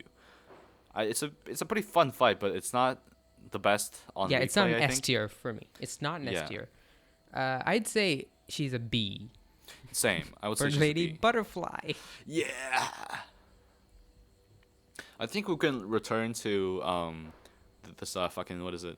Hirata Estate after we go through the other Yeah, sure. bosses. Because we can't really progress the Hirata Estate after this unless we progress the actual story. Yes, that's true. But I think we can still, after this, we can go through the abandoned. No, that was a while before. Okay, so the next one is Blazing Bowl. Yeah, Blazing Bowl. Oh man. This guy fucking Ooh. sucks. I don't like this guy. Yeah, I agree. I don't like the Blazing Bowl because it's very gimmick. Like, what do you call it? Gimmicky. Yeah. It does not work well at all because for one thing I think you're supposed to deflect the fire things. What Yeah. are they called? Tusks. I don't know. Yeah, the fire rod thing. You're supposed to deflect them, but it does not really work well at all because even if you're like, I thought I was perfectly deflecting them, but they don't. I don't know. They don't work well. The me. timing is odd. And also, Yeah, exactly. even if you do deflect them, you still got a little like fire bar next to you, and Yeah, if yeah, it fills yeah, up too yeah. much, then you're fucked. Yeah. To me, there was like this one attack where he kind of digs his head into the ground and he pulls his head up. That kind of motion is easier to deflect. That's the only thing I managed to continuously deflect, and then jumping off of that, I managed to slash him enough times to win. But yeah, it was super frustrating because you just get burned all the time, and you don't really know what's wrong because he's so fast, but his attacks are like also heavy. So like I don't know when am I supposed to deflect. I think that's why we feel like it's frustrating. But yeah, and also it's a reoccurring bot. Like a reskin is there. Later on you can encounter a reskin of it. yeah, Have Sakura you? Skull, Yeah, Sakura Bowl exactly. of the Palace. But if we take into account the environments and we talked about how the chain ogre was let up, Blazing Bowl was also really cool. It was super cool. Like it was like Yeah, probably yeah. yeah, it was fucking. People were like, "Oh god, yeah, are they okay? Are they okay?" And then we see the thing burst out of the den or something, killing all the people. Oh or yeah, not. that was pretty cool. Pretty cool. Yeah. And then you kill it, But and wait, give me a sec. Yeah. And then you kill it, and then you like when you first go through the gates to the Ashina castle, they were like, "Oh, it's quiet. Did he kill him? Is he done? Can we go in safe?" And then you reveal that you were the cool guy all along, and you killed him. And that was like, yeah, that was also a cool moment. So I think story wise, it's a very clever set piece. But it also just makes I no agree. fucking sense why it's reskinned. Yeah, like yeah. why do we need another one? It's such a good like single set piece. Just make it like the Sakura dog of the palace or something. Don't do the bowl. Come on. I do agree, but the boss itself is pretty frustrating for me too. But also it's So- like one health bar, so it's not that long. Yeah, I was about to say that. It is thankfully only one health bar, so Honestly, I for wouldn't put it a D because it's pretty okay. Okay, just a second. I'll be right back. okay.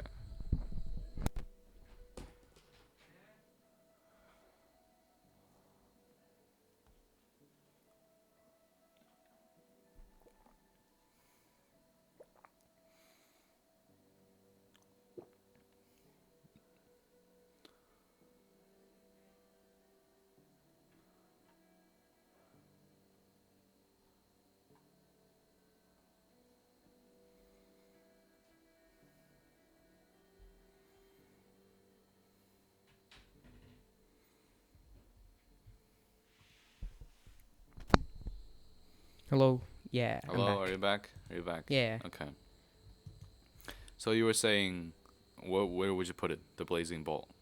I'd say mid C. For me, it's like the set piece aspect of it bumps it up to a B for me. I don't know. Sure, I guess maybe. Maybe you should I put don't know. Lady Butterfly higher. Okay, yeah, let's do that because Lady Butterfly was, I think a lot of people like her more. Yeah. Because it was more challenging for them. Because Yeah. I didn't find her that challenging. Yeah, sure, let's do that. Blazing Ball at B then. And Oh, just yeah, okay, B, so I Blazing know Ball. we're saving the alternative versions for when we get them, but Sakura Bowl the Palace fucking C or D. Yeah, I I agree. don't like this guy Because at it's all. a reskin and also It's so it boring. adds nothing. Yeah. Yeah, it's just like, compared to the blazing bow, which had the whole thing. This guy's just like in the backyard for some reason. Yeah. It's wild. Uh, and then we enter the Ashina Castle, which is where we can go to the abandoned dungeon and then the Senpo Temple. So then the game opens us up even more. Mm. Okay. Okay. Do you want to go to Genichiro Ashina first, or should we go to Elite. the Genichiro Ashina, or should we go to the abandoned dungeon route, Senpo Temple? We'll go through Ashina first because I Okay. think that's how most people go through it. I All didn't, right. but yeah. Yeah, same. I So beat everything besides Genichiro, and then I beat Genichiro. yeah. So I think there's one mini boss inside Ashina Castle. No, even before that, we have the General Oh Kuranosuke yeah, Matsumoto, I do right? remember that. Yeah. Yeah. That's also another set piece where he was saying, "Oh, must have heard that Ashina is under attack." Blah blah blah, something like that. Mm. Um, yeah, he was Uh, also surrounded by a bunch of enemies, and it was kind yeah, of and also frustrating it's to like get an through. like uphill battle. So Yeah, and there's like the one guy with the projectile weapon, which they can easily take you out. But then again, you can also use your like the blades, to take them out first. There's an easy way to cheese that. And other than that, the enemy itself, the main guy itself, isn't really that new, right? yeah, he was. I think okay. I think maybe he was just a buffed up version of the previous ones because I don't think it's a direct reskin, but it was just something Yeah, similar. probably. Yeah, Uh, I mean, I don't know what shooting guy you're talking about. Like, I think all of the guys surrounding this one general was like people with guns. yeah, exactly what I was Yeah, saying. yeah, okay. You were saying like one shooting guy. I was like, who's that shooting guy? But yeah, Ah, okay. I mean you can definitely use Gotching Sugar to get like somewhere, and then there's like a little parkour thing you could do where you could somehow using grappling and then jumping through the roofs to get to the behind of the thing, or you can go through the castle itself, right? But like I Yeah, didn't do yeah, that. exactly. I was about to say that because you can just skip him and then come back to him later after you're done with the castle, right? Yeah, I used to do that before, but now I just kind of I try to do the parkour thing because it was more fun to me. So Uh, so you kind of stab them first, and then you quickly take out the gun guys because the gun guys are super weak actually if you do them quick enough and you try to dodge the bullets. Yeah, just like make sure that they shoot them. So just yeah, you just have to make sure that they don't all like time their bullets at once so that they shoot you once and mm, you're fucking dead. yeah. Yeah. Besides that, like I don't know, I feel like the set piece itself and the environment was fun to figure out. And yes, I know there was an easier way, but I was dumb, so I just did it the hard way. Yeah. I don't. Yeah, it's a pretty okay boss. I would say Um. like around here, high C tier Yeah. would be. Yeah, I agree. Not very fun, but also not very bad. So Yeah, I think everything besides D are the ones that we do like generally. yeah, generally. I mean, C is a bit more boring. Like mid, like Yeah, yeah, Playboy yeah. Carti. Shut the. Okay, which one Ashina Elite was it? Which one? Do you remember? It was Jinsuke Saze, right? Oh, okay. Well, this guy, I if you know how think to so. deflect, he's super easy. If you He don't, was pretty then easy for me, but I remember you struggled a bit. yeah, because I was trying to run away from his attacks, but his like two really fast slashes have super long range, so you can't really do Oh that. yeah. But I pretty think this easily guy's deflectable if you know yeah. what you're doing. I mean I do like that this guy is really satisfying to beat once you do deflect him. But the thing is, he's very not flexible. Like you don't have one way to beat him, which is to do the deflect, or else you're gonna Yeah, struggle a that is lot. true. And it just kind of feels odd to me. But I guess it's a boss. It's like figuring out the weaknesses of a boss, and then you But kind of beat him. he's directly before a Genichiro, who you're supposed to like. I think you know. I think you do know that you're supposed to like be deflect Genichiro, most of Genichiro, right? Yeah, yeah. And not like dance around him and stuff. So I think he's a pretty good what do you call it? Introduction to that, maybe. Yeah, exactly. Starter for Hmm. the appetizer. Huh. I mean, I think moveset wise, he's kind of cool. Like, I do like the two quick slashes. But is it B tier material? What do you think? Uh, Personally, I do think it's a B tier material, but just because I think it's a pretty good introduction to Genichiro. You're supposed to like slowly understand that you're supposed to like dance and not fight like a yeah. Yeah, I guess if fucking Blazing Bull is there, let's put Ashina Elite there as well. Yeah. And then we have Genichiro, the first one, the original one. Oh, I think that's the boss. Yes, that's the boss because the Chain Ogre was the boss. This is the boss. Yeah, it's the capital the boss. Yes. I would say easy S tier. Yeah, I agree. I Yeah, mean, there's no yeah. debate about it, is there? Yeah. Very fun, and also it's like even if you like really struggle against him, it's kind of fun to like learn the ropes and slowly figure out his move set and exactly. I think a lot of people have already said have sung their praises for the boss. Yeah. So I don't think we're adding anything new here, but it's it's like a rhythm game, and it's when you realize that Sekiro is more about deflecting and not really about like fighting as was all the other From Software games. I mean, I think a rhythm game is kind of stretching it because like it just means there's a pattern. Like every I think a lot of bosses have patterns. It doesn't mean like it's a rhythm game all of a sudden. It just means it has very good sound design. But yeah, I do get your point. And I guess the one thing I could add is that Inner Whoa, Genichiro. what did you just say? You just said it's a rhythm game, but it's not a rhythm game. What? No, I'm saying it's not a rhythm game. It's not actually. Yeah, a I rhythm mean game. nobody said it's a rhythm game. Yeah, It's I'm just like, saying it's such a weird and common thing people say about the game, and I just feel I like mean, it's just because a comment is. I mean, okay, yeah, go ahead. I'm not saying it's true. I'm just saying like it's a common thing, and it's kind of dumb to just And that's call kind that of a what I rhythm said. game. We have nothing more new to add to it. It is like a rhythm game if you think about it, because No, it's it's more. not. It's not like it is. I'm not saying it is a rhythm game, but it's more of a rhythm game than a blocking game such as Dark Souls and Bloodborne. Bloodborne isn't blocking, but yeah. No, because like our Dark Souls, I'm sure they also have like they have move sets, and you do learn them as you go, and they also just fucking Sekiro also has that. It's just that it has the deflecting like section now. It doesn't mean it's a rhythm game all of a sudden. It has no characteristics of a rhythm game. I hate this comparison. No, This is no. like my one The- hot take. Yeah, I fucking disagree because I'm really mad that you hate it because it's a really inoffensive thing to say because when you fight him, it's like you're dancing, right? That's why they call it this rhythm game. But when you're dancing, it doesn't mean you're a rhythm. It's a rhythm game though. Yes, What do you mean? because rhythm game, like fucking Dance Central Revolution, is what. Have you what heard of people think. Osu? Have you heard of Osu? That it doesn't look like dancing to me. I prefer having friends over Osu, so I don't know. Dance Dance Revolution? You're gonna have the dorkiest friends of all time, bro. What do you mean? No, Dance Dance Revolution is like a classic. What the fuck are you talking about?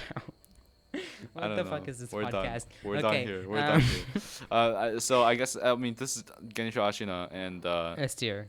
S Yeah. tier. I want to say that Inner Genichiro, the one that you get after completing like a gauntlet, is even more fun. Like he has this like Sakura slash attack that's like he sweeps the entire fucking arena 2 times, and it's really Ah. awesome. Have you beat any of the gauntlets like Inner Genichiro, Inner Ishin? No. Yeah. I haven't. But those are really fun. Like you should at least try Genichiro because Ishin is so hard, and like the owl boss especially, Inner Owl is brutal. But I think Inner Genichiro is quite good. And I mean we can also put tutorial here, I guess, but like it's the same boss. And then we have Way of Yeah, Tomoe. I guess. Okay. What do you think about Way of Tomoe? I mean, first off, like a very cool moment, kind of a cool-ish moment, because for one thing, when you have finally defeated Genichiro, which is a pretty hard boss in itself, you realize there's another phase, which Yeah. it was kind of frustrating. But then again, it's a pretty cool cutscene to me. And then Way of Tomoe, I don't think it was that much harder to normal Genichiro. So I don't know. It's I wouldn't I say it's think- anything worse. If I'm being I would honest. say Genichiro is underutilized, the Way of Tomoe, because you can avoid most of the thunder things. Like Yeah, and really. then there's also I think the main thing is it's kind of prepping you for the last fight, kind of, right? With the lightning and shit. The lightning reversal to be exact. I also did not use the lightning reversal at all in the final fight. I just dodged Oh away. yeah, I do remember. Yeah. But yeah, I did, and if you learn lightning reversal, it becomes very easy. But I also think if a boss doesn't really, first of all, even if you learn it, it's easy. That's obviously kind of boring and kind of. But Yeah, also, if you don't learn it, you're like totally fine. Like you really don't need to learn it. You can dodge that is away true. from it really quickly. Sometimes by just like running close to it, because like because it has a certain range in the air, and if you just don't reach that, then you're fine. I would say like an A tier. Like I don't think it's as engaging as the original Genichiro. Well, I mean, sure, A tier is fine with me, but like I don't really see them as two different bosses. They're like the Yeah, same that's thing. fair. I So think S tier is also fine. I'm thinking still has all the movesets, and he also has this like big thrust attack where he like jumps ahead. That one was also really cool. oh yeah, It doesn't I happen mean with the original. yeah. And lastly, I guess we can also talk about the final boss, Genichiro, or do you want to save it for the final boss? We'll save it because it's kind of like a different thing. All right, yeah, that's fire. So we ranked Genichiro. So after that, maybe we can go into the simple temple, like that route. Yeah, sure. Yeah. So the first thing we encounter through the abandoned dungeon, and then let me think, and then I think the It first was thing you see is Armored Shijimen Warrior. Warrior. No, Shishimen Warrior. I mean, that's when you go down the cave. I'm thinking the simple temple areas. Oh, okay, yeah. Then it's the Armored Warrior. Yeah. Ah, fuck this guy. I don't like this guy. Yeah, me neither. But also, it's like a very out of place, more like a very uncanny, jarring moment, right? Because like this Yeah.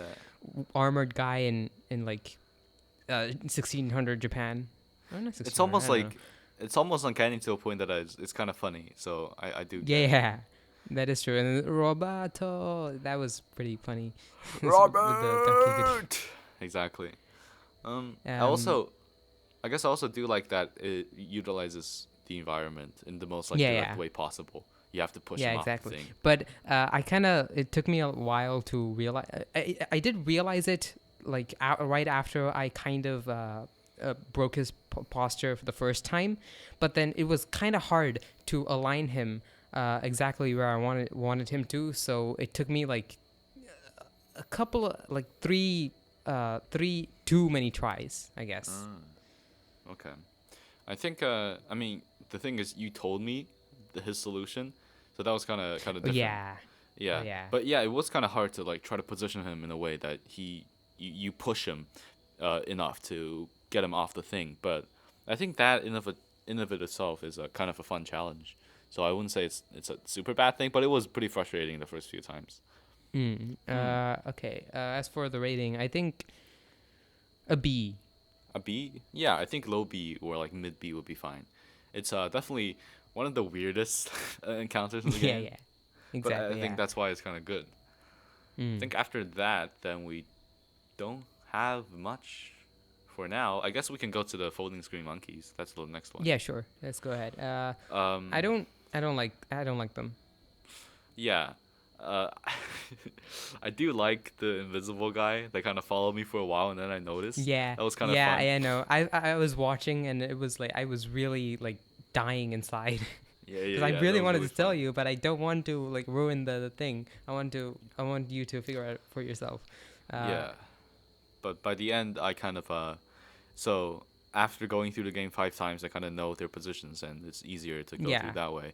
And it also Yeah, yeah. loses all replay value, which is kind of But yeah, the first time through, I was so confused, and I didn't know what to do. And all these monkeys are like one step away from me being able to kill them finally.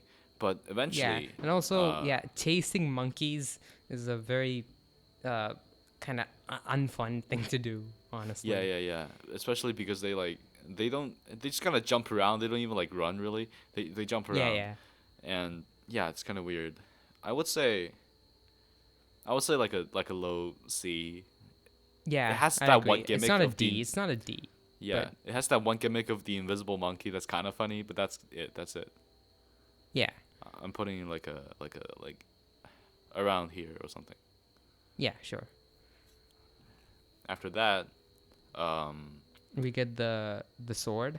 yes, we got the Uh, Mortal Blade, one of the oh, coolest yeah. things in That's any the name. video game. I love that thing so much.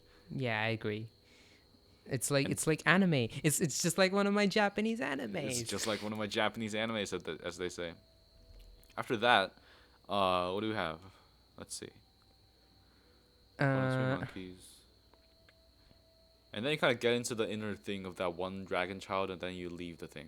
I think that's it for Simple Temple. yeah, For a yeah, while, right? So yeah, yeah, I guess we can go into the cave things, right? yeah, yeah. Sure, sure. So first, And Shichiman there's Warrior. the What do you think Shijimen about Warrior. I Shichiman fucking hate him. Warriors? I fucking hate him Really? a lot. Huh. Yeah, yeah, I do. With the divine I confetti and like those like antidotes, it's not that hard. You just kind of hit them with the divine confetti, and that's it. yeah, but they're uh, it's a reoccurring boss, right? There's Yeah. one at the Okami area. Um, I do not like them at all because I guess their design is cool, but Yeah. other than that, they're one of kind of frustrating for me. What about you? Why? Like, I don't like them. Why is it frustrating?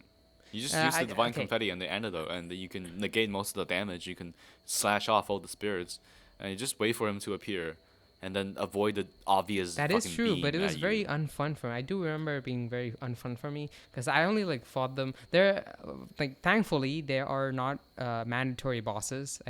I've only fought like the first Shijimen warrior once, and I do not like that experience. Okay, maybe it's just because I fought it more times. I feel like it's not that complicated, and when you get it, it's fun. Like I don't know, I don't really have I any mean, yeah, strong opinions towards it. it's not about it being complicated. I just don't. Well, I didn't like the experience. I didn't find it interesting or challenging at all. It was You didn't just find it challenging at all. no, I didn't find it challenging. It was just strenuous for me. That's what I Huh. remember. And the divine confetti. I generally do not like buff items in video games for some reason. Why? But I don't know. I just don't like things that disappear. I don't like I don't like impermanence. You got some issues there to work out, buddy. This is like a low C for me. Like it's fine. I don't have any opinions on it. I can put Yeah, the yeah. other Shijimen Warriors at a D because like it does repeat, and every time it Yeah, repeats, go ahead. it's worse. I'd say go ahead because Let's see. The second one, I don't even remember. I think it was near the cave where the headless ape eventually appears. Don't care. And then this one's especially bad. Third Shijimen Warrior at the river because the river is such a linear place. You can't really dodge from this stupid freaking beam. So yeah, I do yeah. agree. The rest of the encounters they lose the spark really quickly for me. Their After designs that, are cool though. yeah. After the design is really cool, like most of the things in this game. Yeah. After that, we get into the village, right? Mibu Village, Mibu Village, yeah. and then we And get then we Orin of the encounter Water. Orin This of the guy. Water. Yeah, I do. I like Orin. Yeah. I like that, we can talk to them at first, and then they somehow still convinced that we're out to get them, so Yeah, they try to kill us. yeah, like very like delusional, Yeah, yeah, basically. yeah. I also like that, Um, eventually, after, the first playthrough where I accidentally killed the guy who was trying to listen to the sounds, I got him Oh here yeah, to the Orin. Like, it turns out he was searching for Orin, and he was, like, dead yeah. because, like, Mibu villagers attacked him. But he was like, oh, I'll die happy because I got to hear the wonderful voice. She was calling to me all along. That was fun. Hmm. But besides that, like, I think the boss itself it's fine. Um, Yeah, uh, it's pretty fine. It was like her movesets are pretty, I guess, easily learnable. that's Uh, is that a word? Learnable? yeah, Probably. it is a word. It is a word. It's definitely a word. Easily learnable, and also, I like how when you attack, like she fluctuates between spirit form and like the material form. I think, Yeah. I think that's the which is kind of interesting cool. or maybe frustrating thing, or like you can't really judge the distance with a ghost because like she can appear to you like in the front, and that's the whole gimmick is that you can't really run away from her. Or well, you can if Mm. you like sprint at full speed, but if you just like go away from her slowly, then she can immediately cut you. But yeah, I kind of like that because you can be greedy with her, which Yeah, I yeah, think yeah. I kind of found that kind of challenging in a good way. Yeah, I mean I don't mind it. I think it's a good low B tier for me. What do you think? Yeah, I agree. I agree. It's Low B challenging tier. enough, but also not very frustrating. So Yeah. And then there's the corrupted monk, the illusion version. there's an easy way to cheese the curtain monk, which I did. because uh What was the because easy? What was the easy one? it's just use firecrackers and divine confetti. That's it. Ah, okay. I didn't use that at all. I just used the snap seeds. Oh. And And the then snap there's seeds like take also off a part of their HP incredibly fast. So it's like, and then there's also, I'm pretty sure I saw certain speedrunners use a strat where you can sneak up behind her and then position yourself in a way where like right at the opening you can backstab her very easily. oh, okay. Okay, I did not know that existed. It But was the pretty. fight itself, I thought it was pretty fun. I mean, I do like the corrupted monk, the fight itself, and the first phase is also, I think it's good. I don't think it's, I don't like that it's like one health bar, or was it two or one? It might be It two. was one, right? I think it Yeah, was it was one one. because it was an illusion. Yeah, I guess it's kind Uh, of cool that we get to see the illusion and then we get the real version yeah, later. yeah, that is true. Yeah, that Yeah, is true. and since I mean we get to the Fountainhead Palace through the cave that this thing was guiding, it was kind of like the monk is guiding the real palace, but also the spirit of this monk is protecting the remains of the palace, and that's kind of Yeah, cool. yeah, So that is cool. I would say like a mid B tier. Like I don't think it's that bad. Well, even the I'd say A, a maybe low A, B tier. low B tier. Yeah, I didn't think it was that good. I mean, except for like the design aspects and shit, I didn't find the fight itself very stimulating. I would put it above fucking Blazing Bull though. Like in my opinion. Yeah. The, Okay. Yeah. Yeah. orders, I by the mean, way. The orders, I by the way, don't guess. really matter. I'm just like Yeah. Yeah. going Yeah. in Yeah. away. I can get behind that. I can get behind that. B is fine for me. Yes. Not an A. Yes. And then after the corrupted monk, we kind of get stuck there because we need to go back to. No, then we need to beat the ape so that Oh yeah. Ashina's overrun, right? Yeah. But Yeah. Yeah. before we get to the ape, we needed to go from where?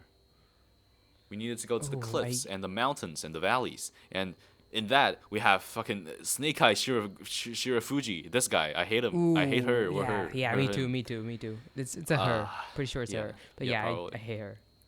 It's you know, I've gone back to her, fight many times throughout the replays, and every time, it's still really frustrating trying to dodge that grab attack because Yeah, it's such a exactly. I weird was about grab to say, attack. yeah, Yeah, very bad.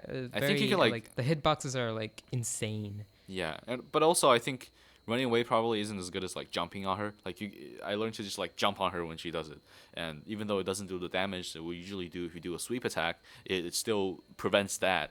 But it was just really not fun. You try to run away from her, she shoots you, and also the arena is weird because like many places the other guys from other places can also shoot at you because other riflemen also notice you while you go to the arena, and Mm.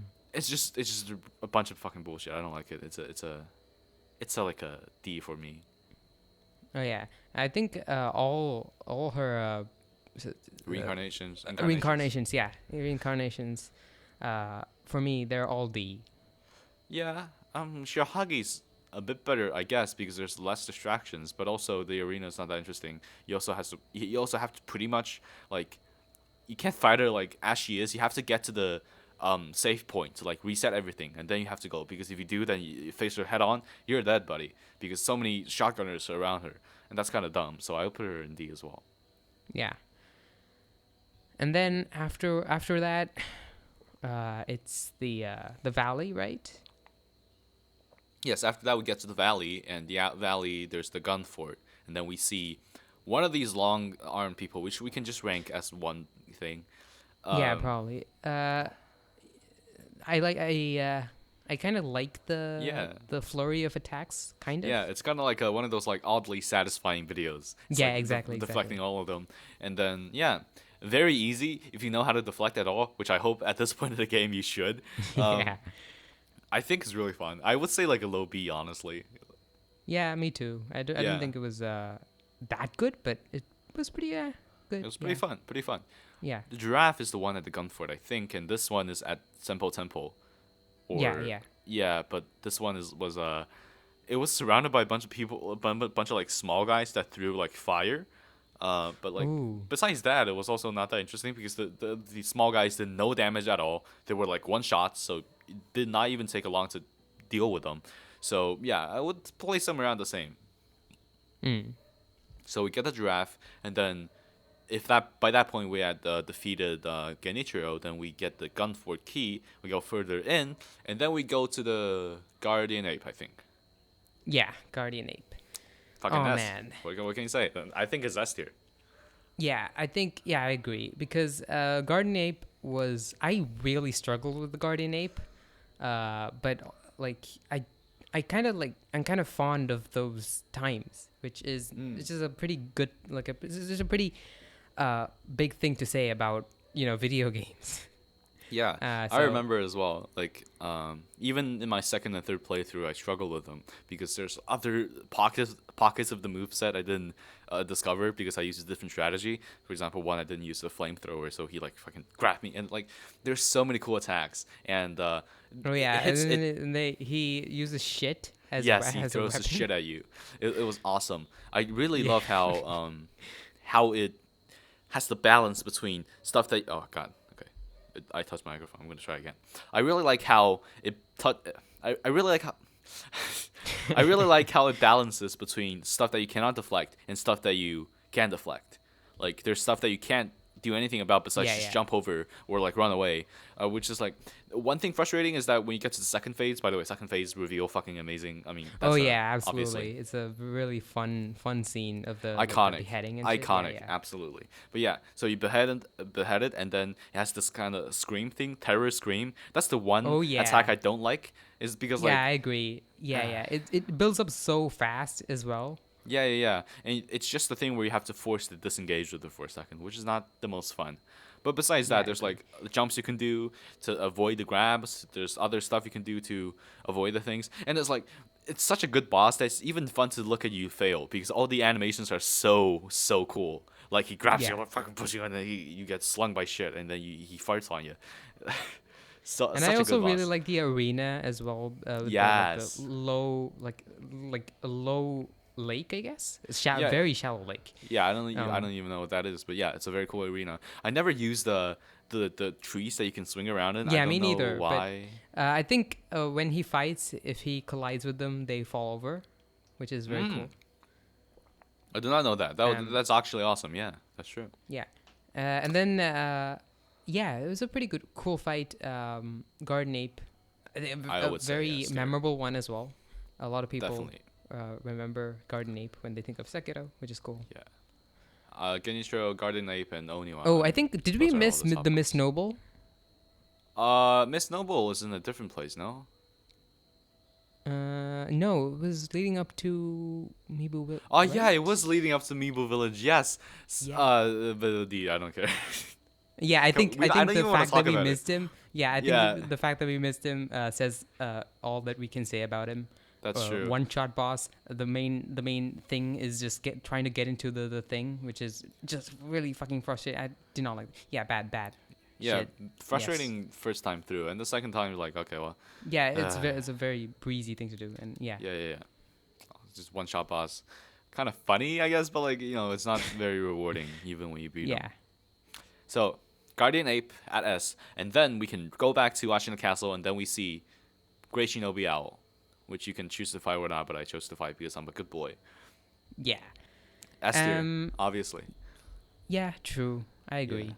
Um, He's like he's also a big guy, but he's a big guy in a way that's like he also has this cunning, like meticulous stuff, and yeah, he also exactly. I was about to say he's yeah very tricky. It's like he's a trickster when he's yeah fighting. He has a lot of tricks up his sleeve. A lot of like he also uses other weapons, like other items at us, which is very yes cool. he uses Um, what is it called the fucking things that you throw away, shuriken. Yes, shurikens. He uses the mm, firecrackers. He also uses something that makes us unable to heal, which is really cool. And then he also all the attacks they have this weight to them, but also you can sense that it's human. So you have this like back and forth with him, and it always feels like one step away from killing him because he's a human, but like he has all of these like elusive tactics. And then especially when he in the second phase, or like I think the second phase, like he kind of blast the entire arena with smoke, and he kind of appears oh out of yeah, like nowhere yeah, like a yeah. ghost. That's awesome. And yeah, and also the story context for it as well, killing your own father that Oh yeah, was absolutely. 10 out of 10. It's probably one of my favorites in the game. I mean, Yeah, I agree. top three, Agreed. obviously. Yeah. Yeah. After that, but by the way, we need to talk about how cool it is that the Ashina thing like evolves throughout the game, right?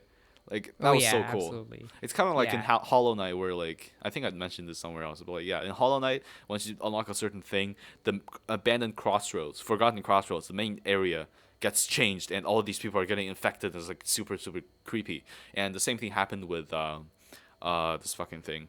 And it happens again later, and it's just so cool every time. You can see how the environments you've been in have changed.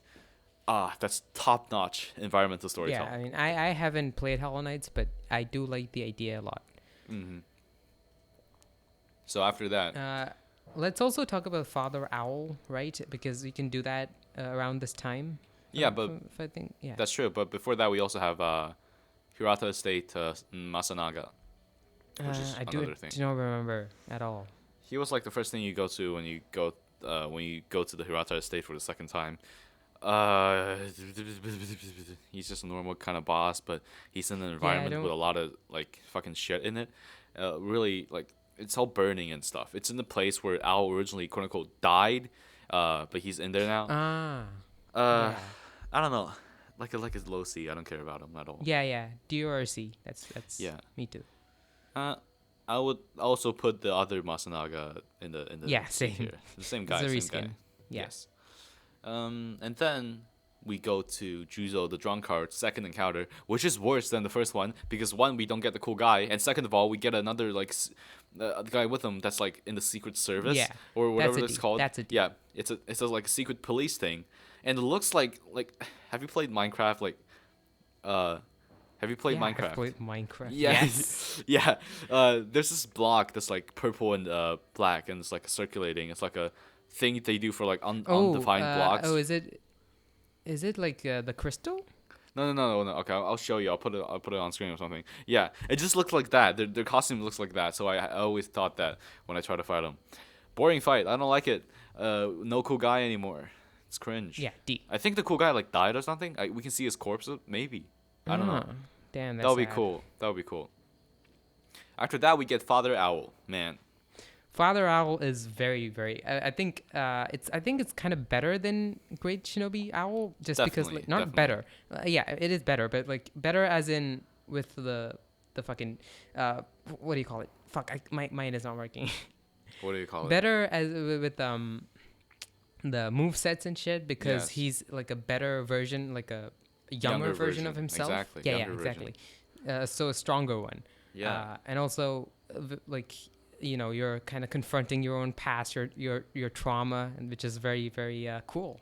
Yeah, there's I'm recalling all his movesets. He has one where you can jump on it, but you have to like run and jump on it, and because like it's moving, it's not just a clear stomp. You press space 2 times, you have to like move the direction keys. I think that one I was really think I cool. get what you mean. Yeah. And also, yeah. there's one where he turns into an owl and he like uses all this magic thing in the second phase. That's awesome Oh, as yeah. well.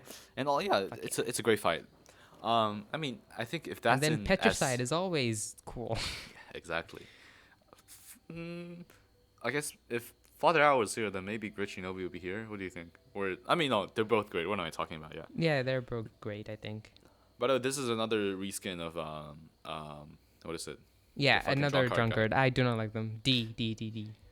Yeah, it was with a bunch of. I monkeys, which never is kinda really funny. bothered to fight them though, so I don't know. I thought they were like a normal guy. I would like put it in D. Okay. All right. After that, we go through Hirata to say second time. What do we have? We have a bunch of headless people. Did you fight any of the headless?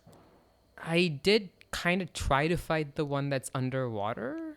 Yeah, I fought the one underwater as well. I do not. I mean, I guess like story wise, they're very cool because you're the candy thing. You're Yes. eating their things, which is very cool. Yeah, but I do not like their fights. If I'm being honest, kind of tedious for me. Yeah, I they're found really them sluggy and they hit yeah. really hard, and you Yeah, have to yeah. use divine confetti, and this is a bunch And of also, slog. I think they build up terror. Yes, from- they do. if I They recall do. correctly. It's Yeah. just frustrating, and Terror yeah, is like a very, very bad, very frustrating effect. yeah. So, It's one of those things where like even if you deflect them, they still affect you with terror. So it's just a bunch of shit. But I do like the one underwater because you don't really have to do a lot of that. You can swim away really fast. So I would put that in C tier, and the other one I did is Gachin, which is near the forest of the Miss Noble. That one Uh, I actually try to beat. Well, it's not fun. The rest I've not beaten, so I don't know. I think the Yashariku one was at the Fountainhead Palace, and that one was like, that one was a fucking nightmare. That was in the water, but somehow even worse. I mean, I'd say leaving them at D is not that sacrilegious. Yeah, yeah, that's true. After that, I guess we can talk about the Fountainhead Palace. So the first thing Yeah, we sure, sure. see is the true corrupted monk, which is S tier, obviously. Absolutely. Oh yeah, I Yes, really love that fight. I really love that arena. I really love like the design of the monk as well. it's your Annulus banner is the fight with this guy. Yeah. Yeah. Oh yeah, I do see that. Yeah.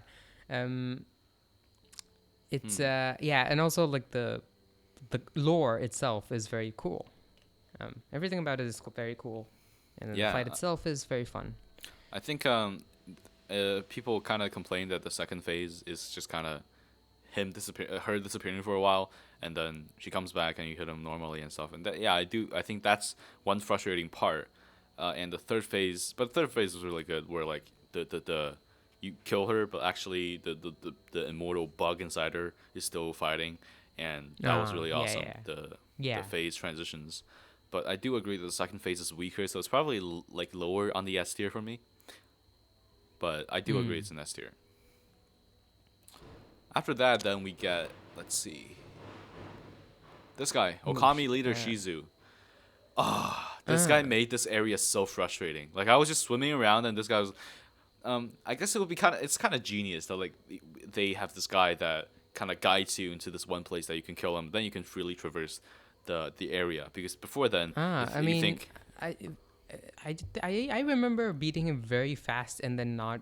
I did you do you not like beat him before? no, no, no. The Like, thing do you is, not have the chance to do that? Right? yeah, you have the chance if you follow a path, but I was like, I want to explore. And also, I am Ah, directionless, so I decided to just like go around, and it didn't work. So I ah. eventually found a way to like get to him like in the normal way. I But did take that path, and it was barely a challenge. yeah, yeah, I guess that's the difference between the playthroughs. I tried to explore and I got punished, and in a way it's kind of hilarious. In a way it's kind of funny. In a way it's kind of Hmm. interesting that they did that to lead you here. But also it was very frustrating. Fuck this guy. Like a C tier. Like I think for how it controlled the environment for a while was cool, but besides that, not really. I would say D, just because I didn't have the same experience as you did. Well, I don't But know. I'll settle for low C. Okay, let's see. Fountainhead Palace, and then we get I think Divine Dragon, right? Uh, yeah, yeah, yeah. I think so. Yeah. So Divine Dragon, The Divine Dragon was a man, very cool set piece. amazing set To, piece. yeah, yeah, very beautiful. And I really like the idea of like slaying a dragon and getting its tear. Fucking cool. Yeah. I did not know Um, I did not know what I was supposed to do. Like the first time I beat him until like he was collapsing. I was like, "What? Like he ah, has no health. What am I supposed to do?" And then I realized I have to climb up to get the tier, and that was awesome. Amazing set piece, but re- eh, the skill wise is not the yeah, most challenging. yeah. I mean, the fight itself is like, dodging like the things that he throws at you and then using lightning reversal. Is it right? Yeah, but the thing is, like, you can. So he kind of raises up these tree branches, right? And you can just like Yeah, yeah. kind of what is the fucking? You can kind of grappling hook across them all the time, so you can stay in Yeah, the yeah. air all the time, and rarely will the thing actually hit you, his attacks. Ah. So it kind of just dismiss.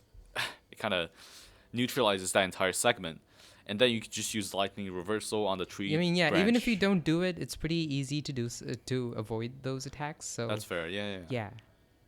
But I've seen like people deflect it, and it does look really cool when they do. But I'm not gonna try Mm. that. I think for set piece alone, it's like a high B or A. Like I want some more I'd say people in the A, A. just because yeah, Yeah, the lore relevance and like the set piece, the cool aspect is pushing it to an A. yeah, I would agree. And then after that, then the Ashina thing changes again. We get new enemies. Redgar is also just like a new version of the drunkard people. I don't like this guy, but Yeah, me neither. high D D. D D D. D, high D. Second chained ogre. Oh Kind of wait cool. wait wait. Did we miss 7 Ashen Spears? Yeah, but we can talk about it later. You know, we can talk about it right now. Like, what do you think about the 7 national spears? The first one because I'm oh shit. Just a second. Fucking hell, these people with their firecrackers. Shit, man. Yeah. So the first time around, the first encounter was pretty challenging. I think, like, you're supposed to, like, jump on top of his head, and I'm not supposed to, like, quote unquote supposed to, because there's a very easy strategy if you like stick to him and jump on top of his head. But the cool thing is that he has a countermeasure for that. And I found it quite challenging in a pleasant way for me personally. So I like how kind of, I guess, powerful he felt, because usually when you do a Mikiri counter, like, the spear jumps down and then you hit him real hard. But in this one, you jump down on the spear and then he pushes the spear against you and you're kind of repelled away. And even though you still countered it, it's a really powerful statement to be like, don't fuck with me, dude. It's not gonna work on me. And also, I mean, rest of his fight is good. Definitely more challenging to get a hold of because his spear is so big, and like his way of handling it is kind of unique across all the other bosses. I would say like high B or A. What do you think? It was quite good. I'd say like it. A. Yeah, A? Really? Because I do think it's an A because I really enjoyed my time with him. Yeah, I would agree as well. And then there's what's after that? I think we missed a few like Lone Shadow people. They're basically shinobis. They're like a slightly beefed up version of the ones you'd see in like the normal Ashina when it's overrun. I would give it like a C. It's not anything special. Okay, yeah, I don't remember them. And then Ashina Spear, the second one, is also fine. Like I would say like a not B I wouldn't tier. say. I would say B. I wouldn't say it's as good as the first one because isn't he like with another guy? Yeah, he was with another guy, but you can also just stealth kill the other guy. It was very easy. So. Yeah, that is true. Yeah, I don't think it was as good as the first one. Although, isn't he like the mini boss right before you fight the actual final boss, right? Yes. I mean, I guess it's fine. Like, it doesn't really have the intimidation factor anymore because we beat so many people. So I would agree with the B tier. Yeah. And then we have a second chain ogre. The cool thing oh is yeah, that it's you can jump inside down. the fucking temple thing, right? Yes, oh no, yes. Ashina Castle. Yeah. Yes.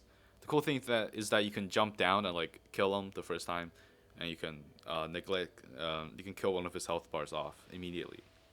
I mean, obviously not as iconic as the first time around. So yeah, I would. I mean, if we put the first one here, second one B tier, he's still the same ogre, and also it's cool that he's in a different environment. And you can hop on his back and like kill him one of his health bars, shit. but that's it. Second. Okay, yeah, I'm back. Sorry, dropped something. Okay. And then we have another Ashina Elite, which is the same guy, but this time his narrative is that he stole he stole Ishin's sword or something. He was like crazed. Just like, I'm gonna get the sword. I'm gonna fulfill your wishes, Lord Ishin, or something. Same guy. So I don't really know. I think the lore wise he's kind of cool, but what do we put the original one? It was in C, right? I think this one's also fits in C or B. No, we put it in B, so C, it's the same. Maybe. C? It has more lore implications that I think is kind of funny that they did. Like, kind of cool that they did that. So. Oh, okay. Yeah, yeah. B then. Not anything special. So. Yeah. And then one last boss before like the final ones are Headless Ape. DT. This is like the worst one. Worst main. Yeah, boss I never fought them. Yeah, the stupid part is that so the first Headless Ape, the normal one, the first phase is kind of just like nerfed Headless Ape, which is like okay, and then you get his wife joining in the mix, and the wife is just like really annoying, and like You can technically, if you have the Mortal Blade, the empowered Mortal Blade, and you also have the Firecrackers, you can take them out pretty easily if you just time it, but it's very annoying. And when the two attack at once, you're like, oh, what the fuck do I do, man? What the fuck do I do? So, I don't know. It's not good. So that's why I put it in D. Mm. And the last one, yeah, last one. Well, not really last one, but Demon of Hatred. Yeah, you can easily skip Demon of Hatred. You could, but I'd never try to do it. I mean, I was genuinely struggling with it so much I tried to, but I did not know how to. Yeah, I choose it. remember you were really mad about it, and you texted me about how frustrating it was. But like after going through it the second time, it's honestly sort of S tier, sort of one of the best bosses in the game. God damn. I mean, yeah, there's I am a masochist, as this podcast has established. I am a masochist. Yeah, so the plot relevance is huge. Yes, it's the sculptor, man. Yeah, and also like the concept of like Demon of Hatred, and if you like choose like the bad ending, you kind of become a Demon of Hatred. Yeah, right? yeah. You become exactly. Shura. Yeah. Yeah. You see flames everywhere. It's flames. Very, very fucking cool. Yeah, and all the phases are also really great. The first one, obviously, the standard one. All the attacks are intimidating, but the way you can like, work around it, like I've gotten so good at this fight. Like I kind of have this like thing where I know what to do. So like it's kind of weird to talk about it in the case of difficulty, but it was pretty difficult. But when I learned it, it was very satisfying to execute and know where to block. And it also really helps with the fan prosthetic because you can protect some of the attacks you can't really just block. And then this is the first. I mean, phase I've only fought it once, so yeah. And the second phase is like he gets a new attack that's like way across the arena. He slams his paw, and then the whole fire thing lights up. And it's you usually have to just dodge it. But yeah, there's so many cool attacks. He jumps up in the air, he lands down, and you can like if you run away fast enough, you can grapple onto him and like get a couple hits in. And then the third phase, he draws a circle, and then he does all this cool shit. And also his like he has one of these like red kanji attacks that he sweeps the entire arena around with his hand. I remember that. Yeah, and you have to like dodge it very carefully to not get killed, which is really fun.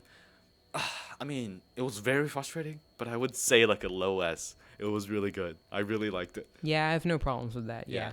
Did you do the bad ending? I think I got stuck at Ishin. That's like the last thing I did before I was basically forced to uninstall the game because I realized I was so addicted to it that I had to uninstall it to like be a normal human. But I did fight Emma. Did you get to the second? Did you get to the bad ending? I did. So we can talk about Emma first, right? Yeah, Emma. I really like Emma because like her like battles like fighting style is very cool. Like very slow, but like you don't expect it. Yeah. I mean, it's obviously like a offshoot of the Ashina fight style. Like she uses a lot of the same techniques, but also just in her own way. And her grab attacks are deadly. The one where she like slowly grabs you in and then slams you down. That was awesome.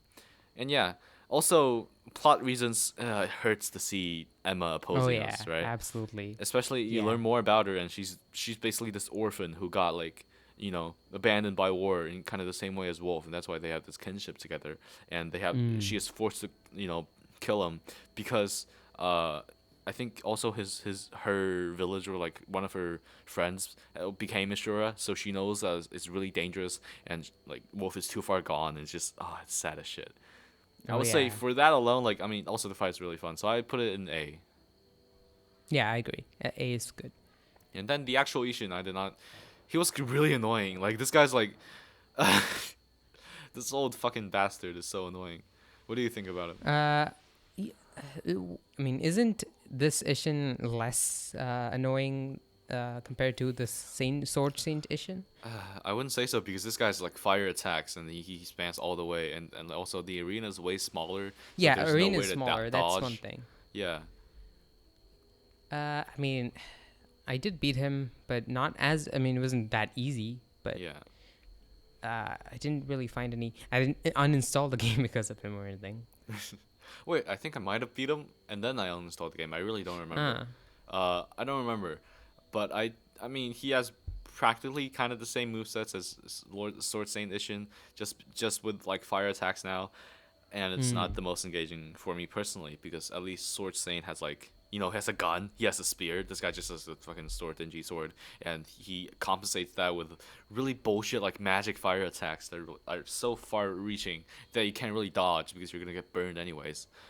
I would say like A tier though, like still good. Like the base moveset Ishin is still good. Yeah, A tier's good. Yeah. Yeah. And then the final two. Man, these are like some of my favorite bosses in anything ever. So Absolutely. Genichiro Ashina. One of them, yeah. So I guess the main addition here is the Mortal Blade that he got somehow. Yeah, I think I kind of view him as like a litmus test. Is it like, if you can't beat him, how the fuck are you gonna Beat Ishin, like? right? Yeah. I think I mean, I don't think it was that challenging. Like honestly, I was. I had all the tools. I had like all the firecrackers and the Mortal Blade, so it made it easier as well. So Yeah, me too. I dodged the first Mortal Blade, and then I just kept hitting him. I kept deflecting all of his attacks, and he did not even unleash the Mortal Blade the second time. But I guess that's the point, right? Like the game is trying to say like, oh, you've improved so much since the original Genichiro exactly. game. And also, it's very cool to like see like at the end, like the final Genichiro Ashina boss fight, because we've been fighting him. We've fought him 3 times already. Yeah, it's very cool. Yeah. Very cool through line there. I do agree. I would put him like a A tier. What do you think? A tier. Yeah. A tier. I think it's like a good send off for him. Good send off. And I also like plot wise, him, like his grandfather coming out of him. That was grotesque, but that was really funny. It was. But then again, like also like Genichiro Ashina as a character, he's there to protect Ashina, but like what of Ashina? He's not like, he doesn't care about the people. He's just talking about some ideal Ashina like thing, like the idea of Ashina. Yeah. Yeah, I think like, the backstory is that he's like an orphan as well or something, and he got taken in by Saint Ishin, so he really believes in like Ashina as this like mythical thing that is like saving humanity, is like glory to Ashina, that kind of thing. So I think that's where his like the admiration for Ashina as a concept instead of like people came from. So yeah, he's a sympathetic character in his own way, I think. Yeah, I agree. And then there's the best boss ever, yeah. Sword Saint Ishin. Oh my god, this guy. I remember, I know like a lot of people took a lot of time, like months, to beat him. Huh. Yeah, I know. It took me a couple of days. Obviously, as well. Yeah. It did take me like for like a week or something. I don't know. I mean, I obviously didn't play like 8 hours a day, but it was very challenging. But the fucking, like, just the way you unpeel his moveset slowly. Like, yeah. And then motherfucker brings a gun out of nowhere. Brings a gun to a sword fight. That's not fair, man. But and then also I really like, it's just very cool as well. Yeah. It's like this grand master of like samurai, and also like you beat him, and then he kneels down to exactly. It was very, very fucking cool moment. He kneels down, he like just says kill me, accept my defeat. That was awesome. But man, just talking more about his movesets, he's basically like every other boss in the game that's like humanoid, but like on steroids. Like the speed of his attacks, and also the way he kind of combines thrust, sweep, and grab attacks. Right? He's like a really good culmination of all the fighting styles that we've seen so far in the game for like, humanoids. Yeah. In the first phase is that, and then the second phase, he brings out his giant spear and it does all kinds. Does all kinds of cool shit with it. First of all, you can't really run that far because he has a gun now. But second of all, he rushes in with a spear and he does this giant like forward thing, and that's like I think it's very interesting trying to figure out, okay, how can I damage him if he's this protected with like a long range weapon, a fucking gun. And then you learn it, and then you see like, okay, this is the damage window, I can scrape that in, and also I can deflect all of it, I can try to deflect. It's just fucking awesome.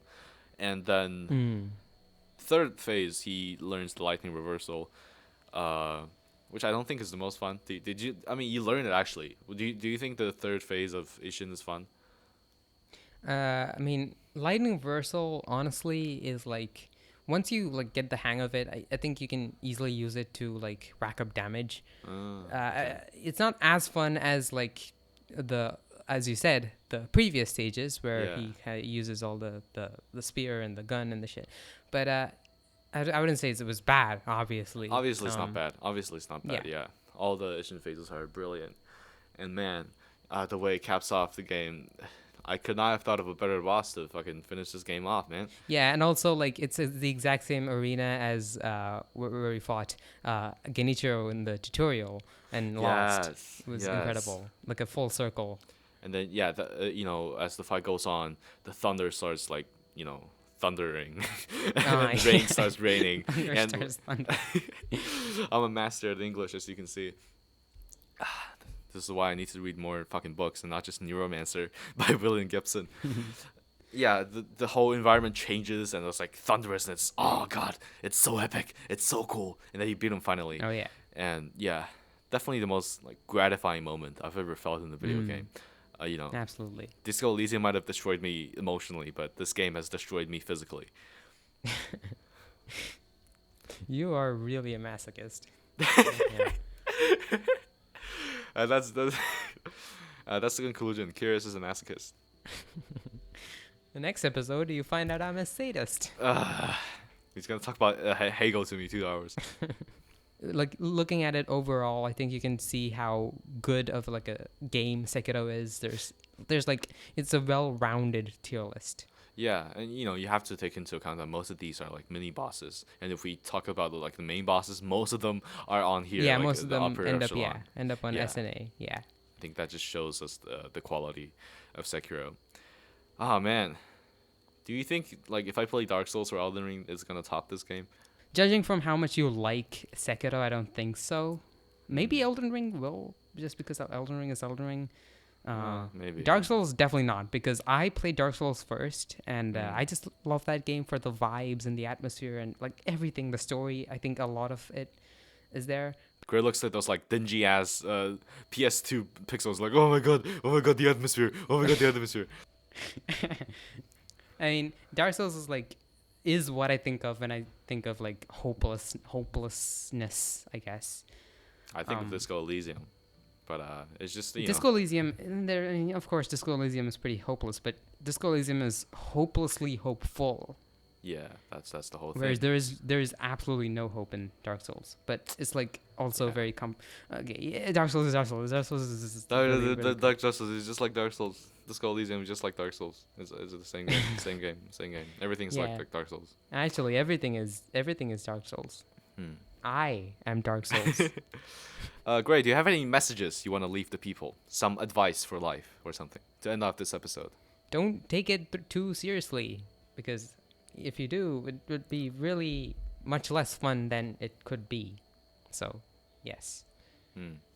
My advice would be keep a pack of Kool-Aid next to your bed every day, so that you can slit your wrist, put your blood inside the Kool-Aid pack, and then draw a pentagon, and then you can summon the Kool-Aid Man when you are in a pinch. He can kill anybody. You can get away with anything. That's it for this episode of The Pale. I've been Curious, and And I've been Gray. we'll see y'all next time. Please release me from this hell.